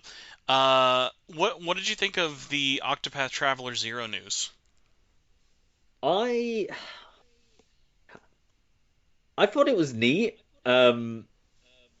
I think that direct as a whole, I kind of was like, man, that's cool, but nothing really even Adventures at Elliot, which was probably the highlight for it for me. I imagine there might have been one other game that stood out in the middle that was not actually that big of a release. Um, but yeah, there was nothing that got me like super excited for that recent Nintendo Direct, and learning that apparently Octopath Zero might be like a rejiggering of the mobile game and making it into like That's a proper. that was literally what I was just about to ask. Like, how many people do you think don't know that Zero is literally just a let's make a offline version of the mobile game no one played? Because I think that's a cool idea. You should do that, but Oh, 100%. the branding of it is definitely seems like they're trying to make it seem like something bigger than it actually is. Well, I would agree with you if they pitched it any larger than it was, although I guess it was technically the last game in the Yeah, direct. like But they were kind of damned if they did, damned if they don't. I think Elliot is the bigger game, but if they had shown Octopath first, Elliot wouldn't have hit as big. But I think if you look at the price, they're aware in terms of that. Like, I don't know what the regional equivalent is over here, but it's only $50 for Octopath oh, Zero, okay, which is okay, interesting. fair enough. They're winning me back over because I I would imagine. say Octopath Zero is one I want to like because Octopath 1 was interesting, but I never got hooked on. 2 seemed cool, but I haven't gotten around to picking it up finally. Whereas 0, especially with like the town building mechanics, I could definitely see scratching that like Dark Cloud itch for me. So I'm like, I'm interested in this. I think the release timing is interesting, but the $50 price tag may help more people kind of jump into it, especially around that holiday season. I do like a good town builder. This is like yeah, or because anything with a town Um, builder is it's just satisfying watching it. so kind of going back to the game keycard thing, and one of the reasons I wanted to bring you on here as a fellow Switch 2 fan, for you, how have you kind of felt with it? Because obviously, if you just ask anyone, would you rather pay the same price and have the game on the cart or a game key card? Everyone's gonna say, yeah, I want the game on the cartridge. But has it been a thing where have you been like, oh, I really want to check this out? Oh, it's only on a game key card. All right, I'm not gonna buy it. Like, Yes, has it stopped you from playing stuff, and do you think it will stop you in the future if it doesn't change? yeah, like I was thinking of like I've got Street Fighter 6 already on PC, and I was like, oh yeah, it would be cool getting a portable version, and learning it was a GameCube card just instantly tapped out. Bravely Default Remastered again. I'm just pretending it doesn't exist. It will exist when it comes out on other platforms. I And think that helps though because Bravely Default's a weird one where besides the mouse mini games, there is literally nothing new in that. yeah, the one thing I could see being a problem is the integrated camera support.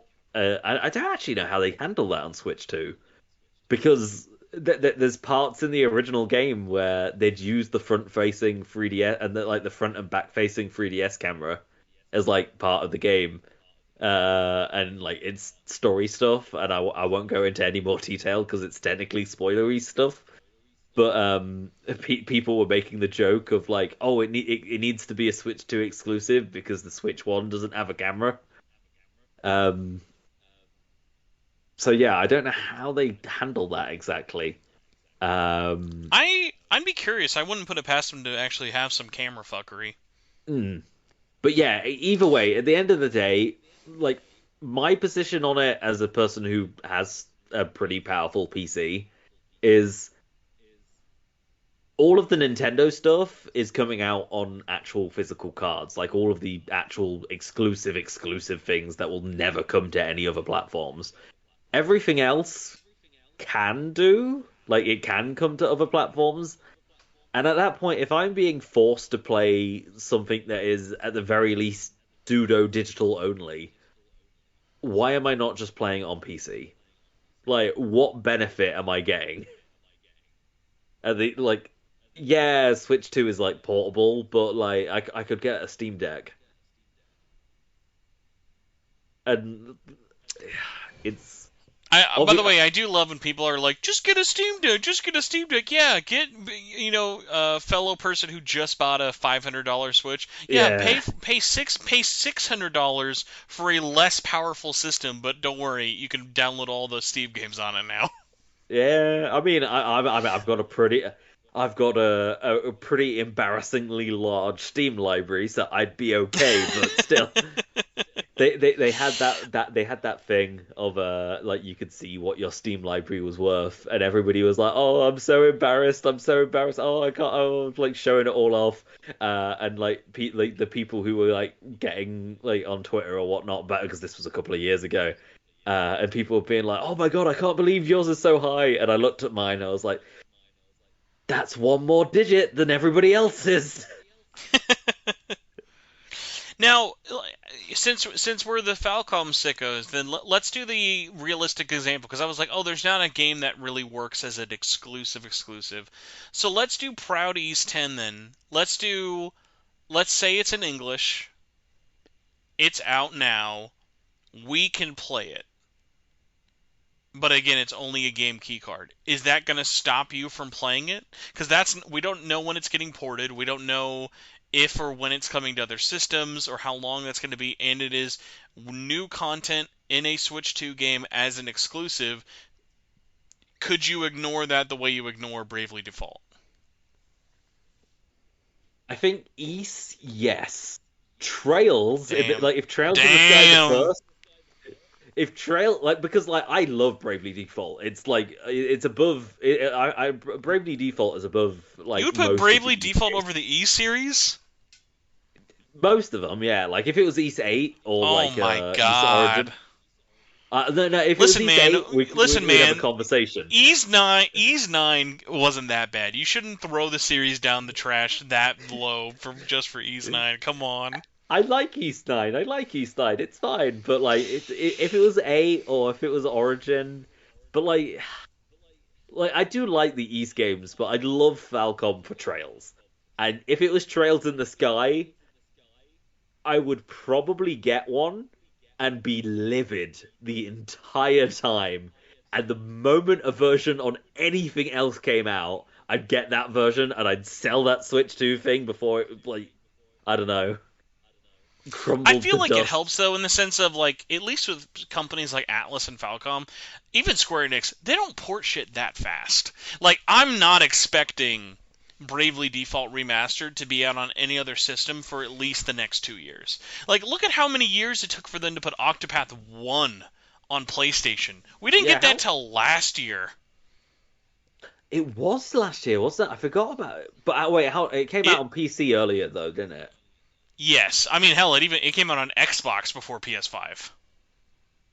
Oh yeah, it was. That was it was not PlayStation exclusivity for a bit. I So I wonder. was just thinking about this, by the way. I can't believe I forgot this game is coming out in less than a month. Did you remember that Varlet is coming out on August 28th? Oh God. The strangest thing, by the way, that game, to my knowledge, is still being self-published by Fudio and is still not getting a physical.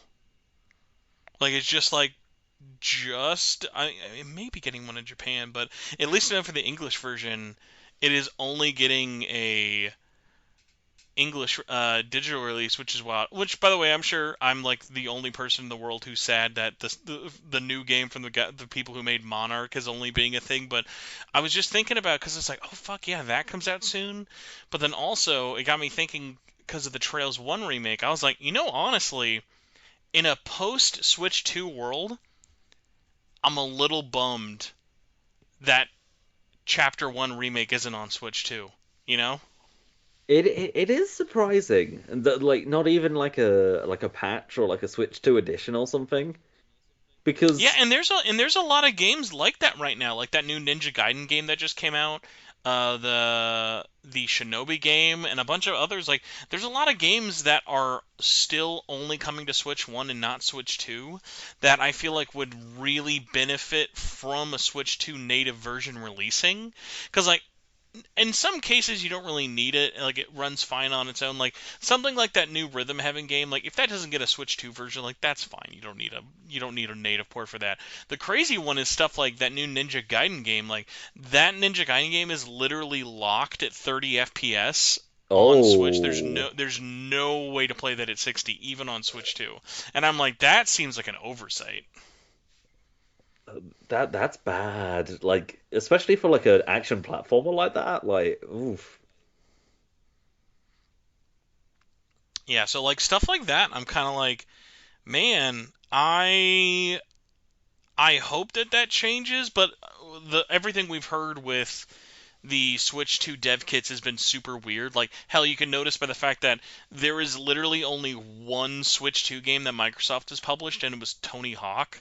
And even that seems like more of that was probably a Activision thing in the background years ago with it, because it's like Gears isn't coming. Hi-Fi Rush has still not come to the Switch, which is wild. Like, remember when everyone was like, "Oh, Hi-Fi Rush has to come to Switch any day now, any day now, any day now."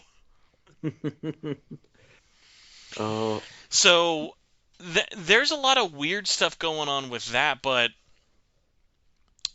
I hope things like that kind of change, because ironically, even going back to P3R for a little bit, I don't know why there was a moment when I saw the game where I was kind of like,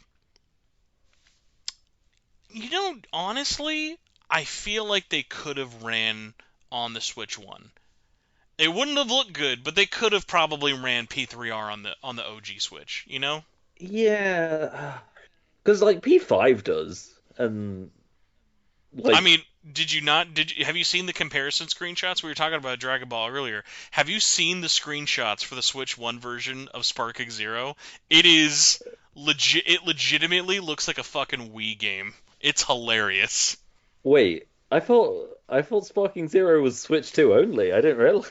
No. They showed it as Switch 2 only, but they announced it as Switch 1 and Switch 2 same day, and holy mother of God, like it, like just jump into like either YouTube or like Twitter. I'll try and send some to you on Discord. The comparisons are hilarious. They legitimately look like two separate games. Oh no.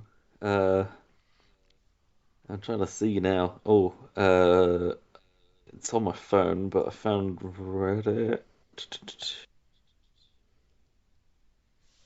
Ooh, that is a stark difference, and even on my Was that phone, is did you see the one that like there's a really good one of them in like I think it's Capsule City, where it's like the back of Super Saiyan Blue Goku versus Vegeta.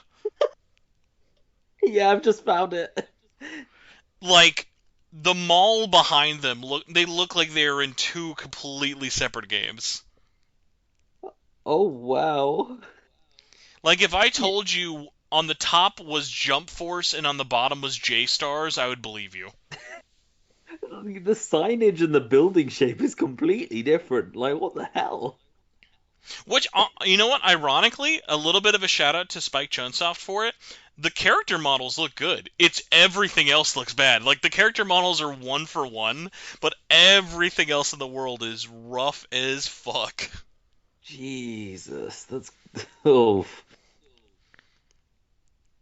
yeah. It's I'm like looking. the it's like the meme of from fucking I think it's no, yeah, it was Jurassic Park. I was trying to think of the Jeff Goldblum way. They were so busy asking if they could, they were too busy to think if they should. Oh well, because like the thing that surprises me is that like the game barely runs on Xbox. Like because they had to do the because they had to support the Series S or whatever. Like that's the reason why it doesn't have split screen multiplayer on more than just a hyperbolic time chamber. Is like they were like, oh, well, we could have maybe have done it on the other consoles, but we would never be able to do it on Series S, so we just scrapped it. I don't blame them, by the way, because like if you look at how Dragon Ball games sell, especially over here in the West, like it will sell millions on the Switch alone. Like I don't blame them for it. Like it's the same reason fucking Xenoverse 2 keeps getting DLC. Like I totally get it. I just think stuff like that is so funny that like that's a port that it's like I'm not shocked it's happening. I just think it's funny. Versus like I think something like P3R easily could have ran on Switch 1, but they probably were like honestly, it's a lot easier and we could probably just get it on the Switch 2 where it doesn't make as much sense cuz like there have been very few cases, but this generation we've seen way more than ever before. Like, did you ever see the ports for Jedi Survivor on PS4 and Xbox One? I did look at them once. I can't remember how bad they looked, but No, so that's the funny thing. They actually because like, did you play Jedi Survivor on console or PC? oh, like console. The PC version is like from what I I mean, all experienced. versions of it were fucked. To be fair, Yeah, all the versions were fucked. yeah, but like the PC version is Fallen Order had it as well, but it wasn't as bad. And if you had a really good CPU, it kind of hit it. But because CPU technology is kind of stagnating a little bit, like Jedi Survivor on PC is just going to be fucked until they in what for like 10 years or something. It's not going to I be. mean, I feel like they were still trying to fix Fallen Order on PC when Survivor came out. Like that's how I mean, I think everyone loves Respawn, but they're definitely not known for launching the most technically sound shaped games. Yeah. But Um, I'm livid that like the PS5 Pro turned ray tracing back on for the performance mode because it's like, oh cool, we could have had like a really crisp like 60 FPS mode, but no, we're back to like smeary, messy 60 FPS that doesn't even hit it. Like I don't have a PS5 Pro, but like finding out that they fixed the problem but then re-implemented it again for the pro version, it's like, guys, stop. there were so many weird problems with the PS5 Pro, and like, how sad is it that that system is almost 2 months that system is almost 2 months away from being a year old, and there is still like maybe one or two games that people are like, "Oh my God, you have to play blah blah blah" on it. It's like it's Assassin's Creed and it's Final Fantasy VII Rebirth, and everything else is like, yeah, it's a little bit better. Like I hear way more games run like I've heard way more stories of games that got fucked because of the PS5 Pro patch versus improved that yes eventually got fixed, but it's like dude, I've never had so little FOMO for a new system that I Yeah. don't own in my life. I'm like, I'm gonna go the whole PlayStation 5 generation without a Pro, and I'm like, I legitimately don't think there's gonna be a game, knock on wood, that I'm like, oh my god, I need it. Because even something like Metaphor, like the closest thing I could have is like, oh man, you know that one section where the town runs at 53 frames a second? PS5 Pro, 60. Oh damn. Ooh. All right. Yeah, so it's like, yeah, you don't need it. And I guess actually this goes back to one of the technical things I was going to say. Have you seen much of the discourse about people talking about how the Switch 2 version of P3R looks? No, not at all. I don't know if this is just like people talking out their ass because they think they've watched one Digital Foundry video and now are technical experts, but like it's so weird of like people have gotten it in their heads that oh my god, the game looks like it's 30 FPS and it's probably going to be locked 30, 1080p, looks really, really bad. And like my whole thing is like, okay, we have seen a 2 minute trailer where the game ran completely fine. I mean, in my point of view, like they're showing the game off. I think it looks fine. There are moments where it looks 30, and there are moments also where it still looks like it's 60. And a 2 minute trailer that jumps around and doesn't show tons of unedited gameplay is a little harder to tell. But my whole thing with it is like, until they come out and say it, like I have no reason to doubt that this game is going to run at least 1080p 60, if not 4K 60 and docked, because it's like you look at the power of what the Switch can do, and yeah, like it's more powerful than a PS4, and the PS4 could even handle P3R. So it's like very weird of like people have been like dogging on it and like going back to the Steam Deck people, like Steam Deck owners be like, "Oh my god, dude, my Steam Deck's going to run it better than this." It's like again, I need to remind people, we've seen 2 minutes of heavily edited gameplay.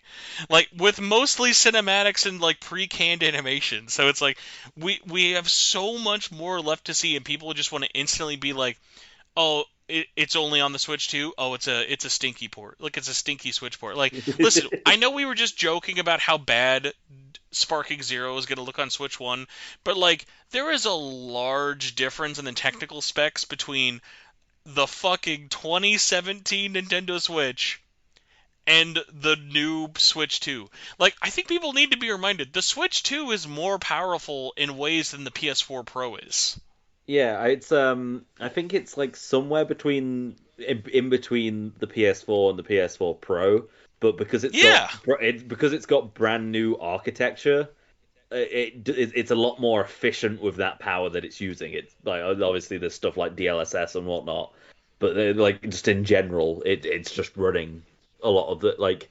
It's like how the Switch One could technically run a lot of stuff, but Unreal Engine 4 fucking hated how the Switch One like it hated how it like operated and like I don't know the specific stuff in great detail, but I know like Unreal 4 Engine 4 just did not play along nicely with the Switch One, which is probably why we didn't have Reload on Switch One actually. Come to think of it, because Oh, I mean, uh, any and even stuff like Metaphor or even God, what are some other ones with it? But I mean, Metaphor was even a funny surprise of like once I saw Metaphor was coming out on. Oh, I mean, hell, even Soul Hackers too. Like there were weird ones of like clearly something was going on with that game where something was leading to these games being left out. Like there was no one was keeping Soul Hackers 2 off the Switch for a reason. So there's a lot of just weird, funky stuff that goes on behind it, but it's like, especially when we have so much time to learn about a game before it's coming out, like we have multiple months. This tech is still so new. Like, I don't know if there's any bad Switch 2 ports that I just haven't heard of. In most cases, games I've seen that have been natively moved over to Switch run really well.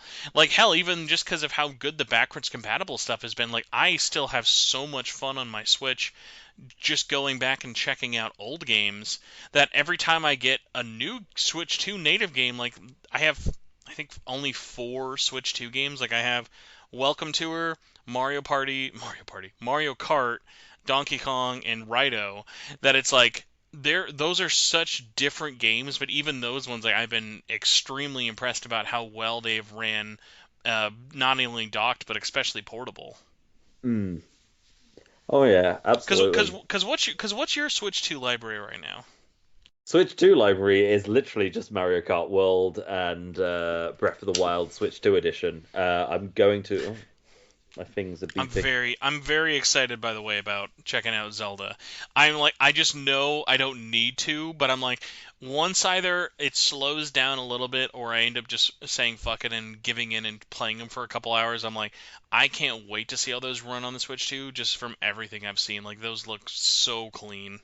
Oh yeah, they are very nice. I've not jumped in too much, but I like the funny thing is a lot of what I've been playing using the Switch 2 for is for playing Switch 1 games, but finally at resolutions and frame rates of a normal video game. Like I've been playing Fire Emblem Warriors Free Hopes at 60 because they never capped the frame rate for that game for whatever reason. So on Switch 2, it just runs really good. And I've been playing Metroid Prime Remastered because 4 is on the way, though that doesn't get many upgrades or anything. Let me tell you, all they need to do for that update Metroid Prime Remastered, add mouse support, and then you're done. That's all they need to do. Yeah, like just you don't even need to like make a fancy Switch 2 edition or anything. You could just patch that thing to higher res and like call it a day. It's one thing I saw yesterday. I don't have it, but on Switch, I've got it on PC. But Darksiders free on Switch 2 has such a crazy upgrade because it's got a really harsh dynamic res. So like it's pretty crisp. Like when you're playing on Switch 2, it gets rid of like the loading, like the level chunk loading hitches that that game has, and that's a problem on all the consoles. That like backwards compatibility, like if you play the PS4 version on a PS5, it gets rid of it too.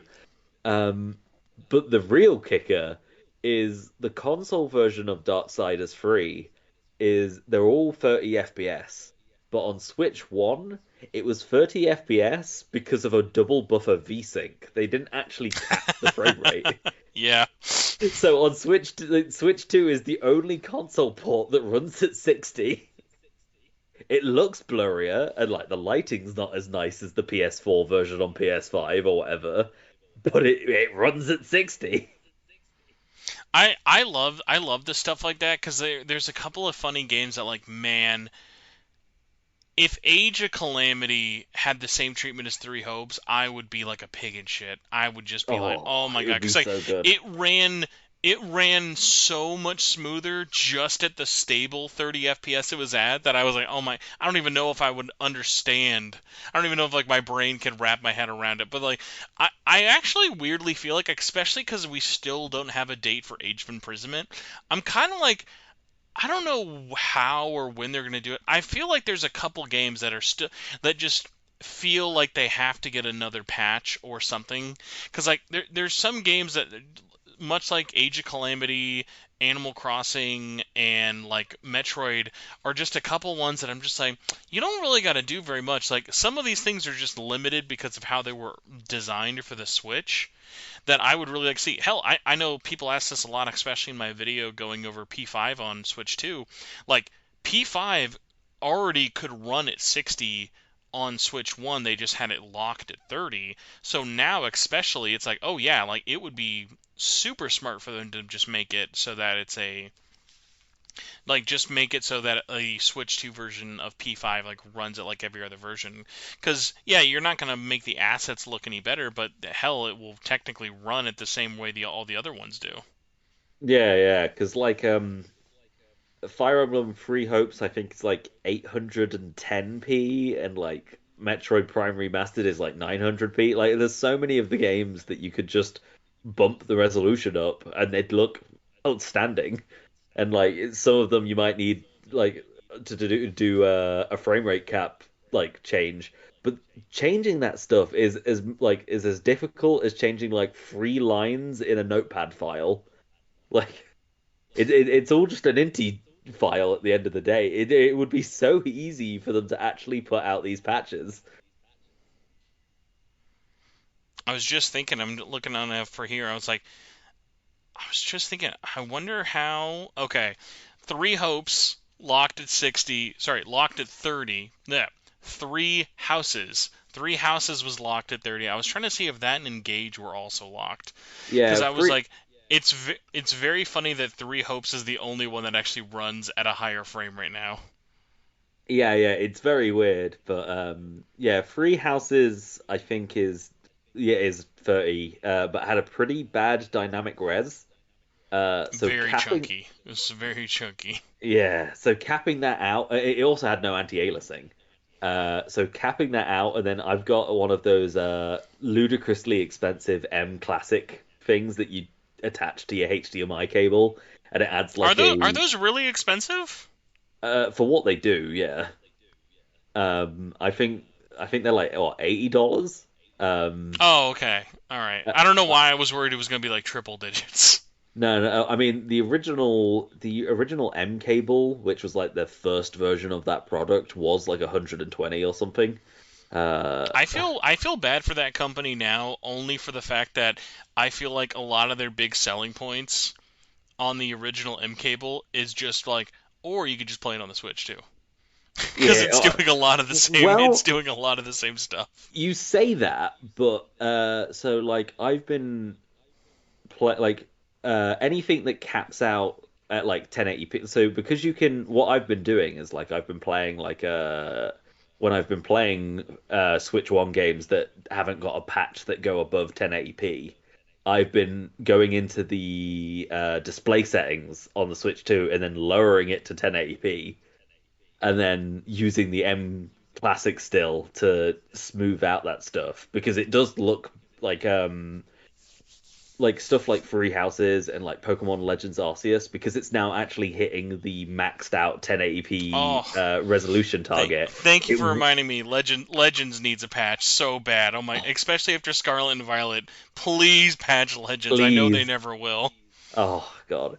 Well, the Switch 2 especially helps that because on top of it having a dynamic res, the reason why Legends Arceus looks so chunky that I found out the other day is the way that they scale the image back up to 1080p because they've still got to send a 1080p signal to your TV.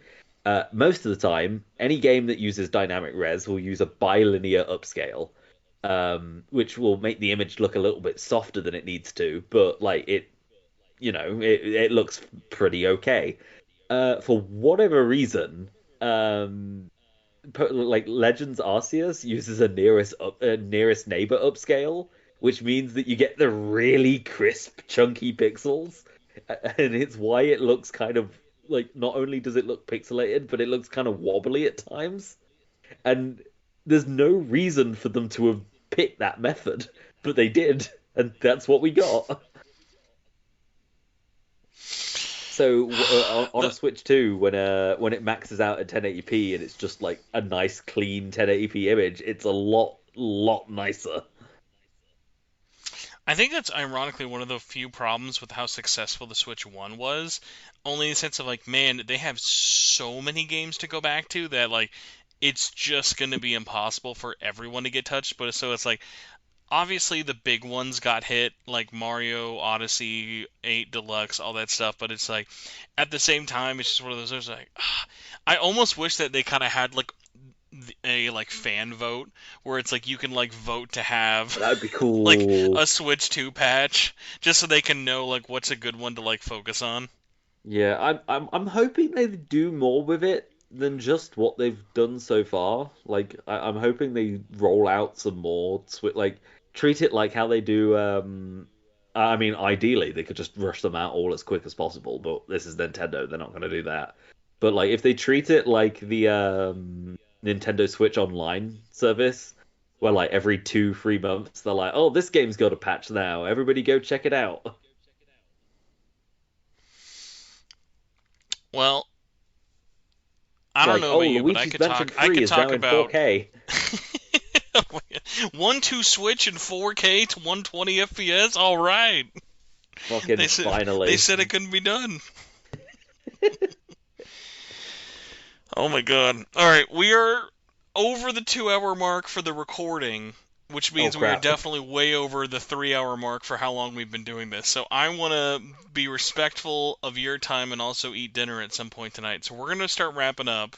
That's fair, But that's fair. Crafty, you were telling everyone you're working on at least a 16-hour long My Little Pony or Barbie horse racing adventure video. What, when, where, and why can we check these out? Uh, so those are supposed to be secret, Spencer. They're like Oh, a sorry, that was surprise. the April Fool's video for next year. Oh yeah, yeah, absolutely. But no, you can find me just Kraftium, Kraftium on YouTube or Blue Sky or whatever. Um, but yeah, I'm working on two. I've got both of them pretty close to being done. For whatever reason, I'm working on two of them at the same time. But I've got a Devil May Cry 1 retrospective review that's like an hour and a half long already in the recording, and I've still got quite a bit more. And then I've got a Castlevania 64 video that I'm also working on. So please look forward to those. I've been working on them far too long. Just the hottest games no one can stop talking about in the year 2025. Move Hey, over, Death Stranding. We need to talk Castlevania 64. well, it's not just Castlevania 64, it's Legacy of Darkness, its own director's cut. Oh my, you know what? Actually, though, speaking of DMC, did you see the fucking sales numbers from DMC over the last Yes. year? What the? Dude, DMC5 is selling more than most new video games in 2025 is absolutely insane to me. And the saddest part is, like, unless I mean, I don't even know. Like, it's so weird because it's like clearly we're gonna get something new Devil May Cry eventually, but it's like because the main director and stuff isn't there anymore. I'm like, I don't even know who I want to have make it. So like, I'm kind of glad we're working on like Onimusha and other stuff because it's like, man, I bet if Dragon's Dogma 2 sold like DMC5, I bet you Hashino probably would have stayed. Yeah. Oh, dear. It's painful. My hope is that now Kamiya is like working back with Konami, not Konami, Capcom, and like they're on good terms again. I would quite like them as like a sort of like testing the waters and getting their feet wet to make like a full remake, like a full reimagining remake of DMC One. It's I mean, it's just crazy in the sense of the lead up between 4 to 5 felt long, but I genuinely am like, I'm not gonna lie, I bet you it's gonna be longer till we get 6, because it's Oh like, yeah, who knows who's gonna make it. But luckily, Capcom has been on such a roll. Like, dude, the next year alone for Capcom looks fucking insane. Like with Pragmata, Resident Evil, and Onimusha, I'm like, I'm good on needing a new DMC, but it is just so funny, like because the sales are there, like I feel like we can't just blame that on the anime. Like I feel like we can't just be like, oh well, there was a Netflix anime, that's why it's that big. Like I I mean, genuinely I just see DMC always. Like DMC never it's like Metal Gear Rising Revengeance. It never leaves the meme timeline. It's always there. yeah, the memes are eternal. I know like Maxor did a lot to keep it going. Like Maxor's videos, like I'm Oh pretty my god. sure all of that like Metal Gear Rising stuff was solely because of his like Metal Gear Rising duo of videos. Oh my But god. like Craft I just realized. what? Imagine if they do the DMC3 Special Edition Switch treatment to DMC5 on Switch 2. Imagine how hard two-player local Virgil co-op would fuck. Oh, well, I mean, you can. Because special edition runs amazing on PS5, and I feel like there's no way that couldn't run well on Switch 2. Yeah, no, you could definitely like. You might have to cut the ray tracing out because I don't think Oh, I any. mean, no one needs the ray tracing. Yeah. But like, there's no reason why the Switch. Like, I mean, it's a PS4 game, isn't it? Like, the Switch 2 should be able to run it. Um, and I know there's PC like thanks to the cameo system or whatever it was called, where like people could show up in the background. Uh, there's a really, really in-depth co-op, but also PvP mod on PC where they use that whole system to be able to like as a base to leverage them doing the multiplayer and stuff and making it a lot easier. And you can do like online multiplayer and shit, and it all works very seamlessly. That cameo feature was one that I was like, this is such a cool idea, but much like Resident Evil 6, I feel like no one really used it properly, so no one remembers it, or at least not enough people talk about it. Yeah, I, it's a shame. It really feels like they were gonna put some sort of co-op in, and it kind of fell through. But they built some of the infrastructure for it already and just put it in. We just Like, need to wait for Devil May Cry 5 Specialer Edition, and then it will only be on Switch 2, and it will make everyone pissed.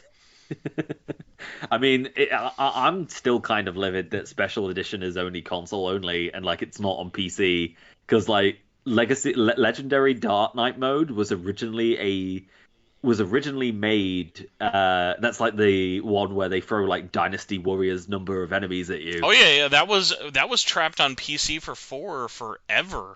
Yeah, it was a thing of we added it to the PC version of DMC4 Vanilla because the PC has a CPU and has the RAM to be able to handle this mode. It was like a fun little extra, and then it came to DMC4 Special Edition on the PS4 and Xbox One because obviously you had the bump in power and whatnot, and the resolution bump. It was already running at 60, 720p 60 on the previous consoles, so they're like, oh well, what can we spend this on? And so they added that stuff.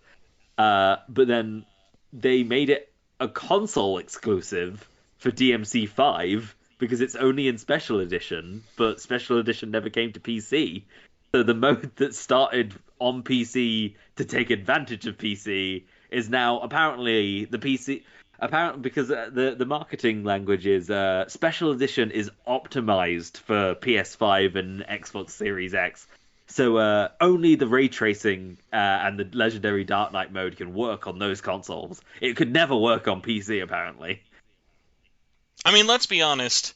No one will ever cuck a series more than the Switch port of 3, though. That being only on one platform is actually the most insulting part. Because it's not like they locked one mode behind it. Like, them adding in style switching mid gameplay only on one port has Yeah. to be one of the most diabolical things of all time. I mean, yeah. I mean, if you go unofficially and you get mods, you were able to do that on PC before. And have you seen Devil? It came out like 2 months ago. Devil May Cry 3 Crimson mod. Yeah, that is insane. That's an actually insane mod. It's so crazy. Like you've got character switching as well as weapon switching and style switching. It's like, oh yeah, I want to switch to Virgil for like 2 seconds of this combo. There you go. But then they've added new moves. They've added like doppelganger for Virgil as like a alternate thing that he can just do on top of everything else. It's insane. Really looking forward to like I think the version that they released is like 0.6. So I'm really looking forward to like all of the other stuff that they're planning on adding.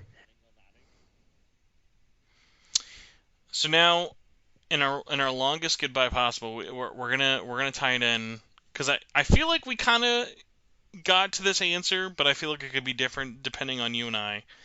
So before we get out of here, for Persona 3 Reload on Switch 2, because as we know, Atlus does not like us anymore. So if we're gonna play, we're gonna have to buy with our own hard-earned dollars. October 23rd. Are you picking up this game? Either physical, digital, not at all, waiting for a sale? If so, what price point would you pick it up at? What do you think for this? Are you because I feel like you're normally not the kind of guy who's like, oh, I gotta pick it up on this version. I gotta check out how's the PS4 port of Memories of Celceta. I need to know. I mean, yeah. I am that sort of person for certain games. Unfortunately for P3, it is not one of them. If it was P4, I am going to be very annoying about P4 when it comes out. I'll tell you right now, if P4 does not, because of this, if P4 does not launch on Switch 2, legitimate look malarkey. That's just them saying they don't want to do it. They want you to pay twice. Because like if that doesn't come out day one, I'll be pissed. guys, I'm sorry, but like the Switch 2 can just not handle Teddy's fur. It's just too much. Well, I mean, it can. We just have to wait another 12 to 16 months. Then it might handle it later. No, it's got to be a cloud edition. I'm sorry, guys. Oh no, we don't. We don't talk about cloud editions. Those are banned from this house. Okay, so you're a full. I'm a pass. Enjoy playing it, nerds. But you will not be tempted back to the world of Tartarus. No, no, no, definitely not Taurus. I I think will say, if anything, I need to pick up the Igus DLC and just play that on PC because I've not done that yet. man, if it was bundled in, that would have been a hell of a good reason to Right. pick it up on that. Yeah, right. Um, I'm in a weird camp. So obviously, because of me doing this, I want to cover it, and Yeah, normally in obviously. most of these cases I do. But it's that weird one of like, I want to vote with my wallet, and I don't think I'll be in a situation again like Raidou where I'll just be able to get a copy of this, either digitally or with the game key card. I'm still gonna reach out in terms of trying and checking it out in terms of the coverage. I don't think Yeah, there's send gonna some be a lot. emails. Like October has a lot going on game wise, but I don't think it'd be that too busy. The funny thing is, like, I'm gonna check it out, but I will probably have to put my foot down, and I haven't done this since Nocturne HD came out, where this is a thing where I'm interested in it. I want to add this to my collection, but until this gets back down below the $30 price point, which I'm sure it will, because like the whole price thing also, like, another whole point with it is like Atlus games, much like most games these days, can't hold their fucking value for shit. Like Persona 3 Reload was literally $40 less than 3 months before it came out. Like it was a over 30% discount over here in the West, not even 3 months later. So I don't expect it to hold its price on Switch 2 that long. So even if I don't pick it up at launch or get a code or anything like that, I'm sure once I see it on a decent of enough sale, I'm gonna just pick it up for the collection. And in terms of checking it out for it, but yeah, it is that thing of like, especially with none of the DLC being included, like I'm not gonna double dip on that DLC. I will usually double dip in terms of having a physical version of each game, but like yeah, the DLC almost never gets me as much as I would like to compare and contrast them all. So it's just like like I haven't been this excited to disappointed for a reveal in such a long time, and it's such a bummer because it's not even like it's Nocturne where it's just like it's a shitty port. Like it is one of those things where it's like the game looks good, it looks like they did a good job bringing it over to Switch 2. It's just all the bullshit surrounding it that it just is telling me to ignore it. So that's the bummer there with it. But it's like, don't ever be like, oh well, if I do end up getting it around launch or whatever, I'm not the kind of person who's like, oh no, I'm never gonna buy this. I'm never gonna do blah blah blah. My plan is to not support it at launch until my sale is gonna matter so little, like no one's making any money off of it really. The other thing, You can as get a I want to second-hand put this copy. in it as I'm a weirdo with that. That's a whole other conversation. I think about that a lot, where I'm like, I'll buy shit cheap when it's new, but I have a weird stigma with used stuff. I don't know why. My brain's dumb. Yeah, that's But fair. I will say an interesting thing that has not fallen yet. Speaking of the monkey's paw, before we leave, limited run games not involved. Limited run Mm. games not involved with Sonic Crossworld. Limited run games not involved with Yakuza 0, Yakuza Kiwami 1 or 2 on the Switch 2. I think after Raidou made Limited Run look really bad with their first and so far only Switch 2 game being a Switch 2 game key card, because when I messaged Josh, he was like straight up, he was like, we do not ever plan on doing game key cards for our own games, let alone do we not want to do them with others. And I think the reception was so bad for Raidou Remastered that they just told Sega, like, oh, we'll do all your games. We just will not do any Switch 2 stuff as long as it's not a game key card. Mm. So I thought that was very interesting because I like, especially after all the stuff they've done recently with Atlus and Sega, I was like, clearly there was going to be some like $200-300 special edition for the Switch 2 version, and thankfully that has not come to pass. Yeah.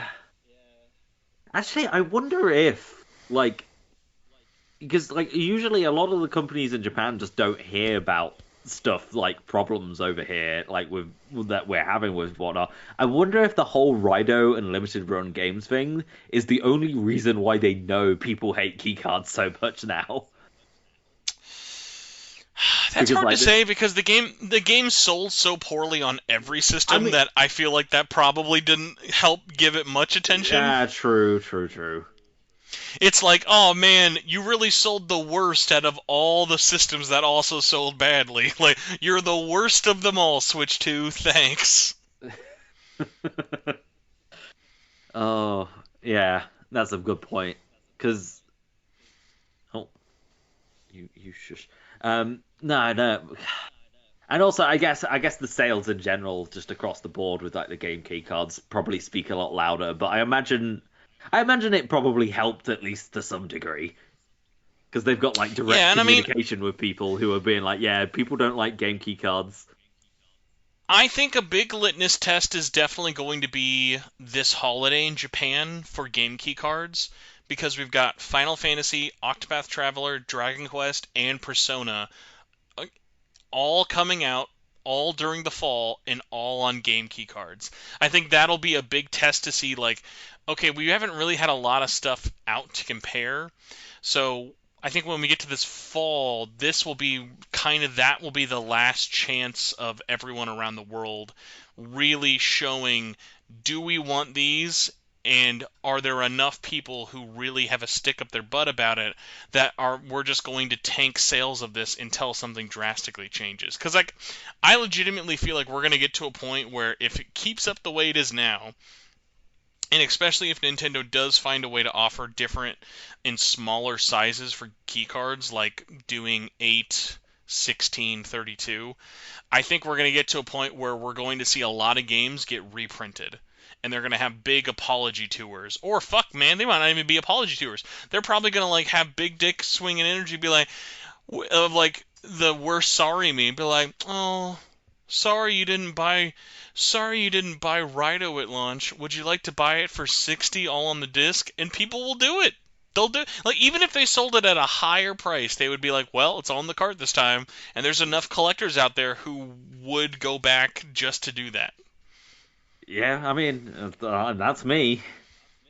Right now I don't have the money to do that stuff because I'm saving to actually go to Japan. But like, fucking, that's me, all right. Are you planning it around any other events, or are you just trying to go as soon as you can go? At some point, like late next year, I think. My parents really want to go. Like some of their family, like some of their friends from like they go to golf, and they've got some friends that they've made there who like go there quite regularly. And meeting them, knowing that I'm such a weeb, they were like, "Hey Tim, we're thinking of going to Japan. Do you wanna come as well when we do? And like, we could like sort of subsidize the cost to a bit, and we could go around all together." And I was like, "Hell yeah, I do." So I've been saving for that, and I've been learning. Very slowly, but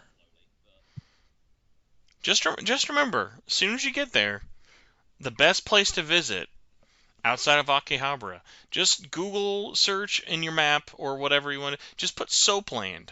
Soapland. Make that your first stop. oh yeah, no, I'm going to Kabuki-cho, and I'm gonna get mugged. And getting mugged, I'm gonna be like, oh my god, it's just like the Yakuza. It's just like one of my Japanese anime.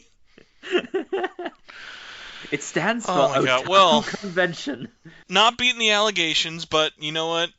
If you would like to help beat the allegations of this show losing a profit monthly, you can go to patreon.com/SMTN. Get the show early. I've got a giveaway coming up for August. And just general good vibes at $1 and up on there. But if you want to be an executive producer, just like all of these lovely people, I will say your name at the end of each and every episode. Just like Twist, John Massey, Jesus Coon, Crazy Sloth, Michael Wilson, Budweiser Tall Cans, Carlos Hernandez, Cross Ren, Winnie, Jigingus, Gorosero, Solaire, Stephen Yip, and Patrick Dishart all have. Thank you all so much, no matter what tier you have donated to. If you are not able to donate, no worries. You can check out the show on iTunes, Spotify, YouTube, wherever. Check it out, share the show, give it a like, give it a review. Anything you do, subscribing to the YouTube channel, all that stuff helps. Bunch of socials will all be in the show notes below for Discord, Facebook, Twitter, blah, blah, blah. Kraftium, where can people find you besides the YouTube? Where do you want them to stalk you? I mean, Bluesky is the main. I still have my Twitter, but I barely use it these days. And then my Reddit got hacked by a bot, so that's gone. Was that during the Discord hack as well? No, that was something completely like this was like 3 weeks ago. Two different hackings. Yeah, no, it's they posted some picture on some like beauty Reddit and then botted like a bunch of comments, and then I got suspended for botting comments, and I was like, but that wasn't me. I make video game posts, not pictures of women in dresses and being like, hey, how do I look? Lol. Not yet though. Not yet. Not yet. Soon I will become anime, and I will be the cutest anime girl of all. Uh, but yeah, there's those, and while I haven't really properly set it up yet, I do now have a Patreon, which you can find me on, because I believe it's the 8th if you make an account after then. Uh, like Patreon will start taking a bigger cut than they currently do now, but if you've got an over existing one, you get grandfathered into the old rate. So I've Well, been it's, kind of what's funny is I had to explain that to someone recently. I've had a Patreon 2013. Like I have got, if not the first whatever rate they had when they started, like the earliest rate. And it was really funny. If I was talking to someone recently. It was like they were like, "Oh man, yeah, I had blah blah blah taken out," and I was like, "I have such a little amount taken out. I always kind of forget that there is a lucky fee because bastard. like it. I'm just well, like it, I think Patreon is a good service. Like I think I don't know whatever their percentage is now, but it is very funny. Of like that's been such a thing that I'd been looped into that for so long that I totally forget that that was ever a thing that even changed. Like I'm in a similar position with my bank where like I remember I did a quick stint working at the bank that I use around here, and I remember looking at the rates and percentages, and I'm like, oh my god, this is terrible. I would never, I would never use this, but I'm already grandfathered in, so too bad. Craft, thank you for coming on and talking with me for way too long, and we will see you on here later for the Ease 10 spoiler cast in the year 2020, 30. We'll say 2030. Yeah, I mean, we've got Tokyo Xanadu 2 first. That's your Switch 2 exclusive. That's what they're gonna give you. They're gonna be like Switch 2 exclusive, GameCube card, Xanadu 2. That'll get him. He can't say no to the Xanadu 2. I'm like, well, what am I supposed to talk about with Spencer on the next podcast? I've got to It play won't be it. Varlet. I'll tell you what. It will definitely not be Varlet.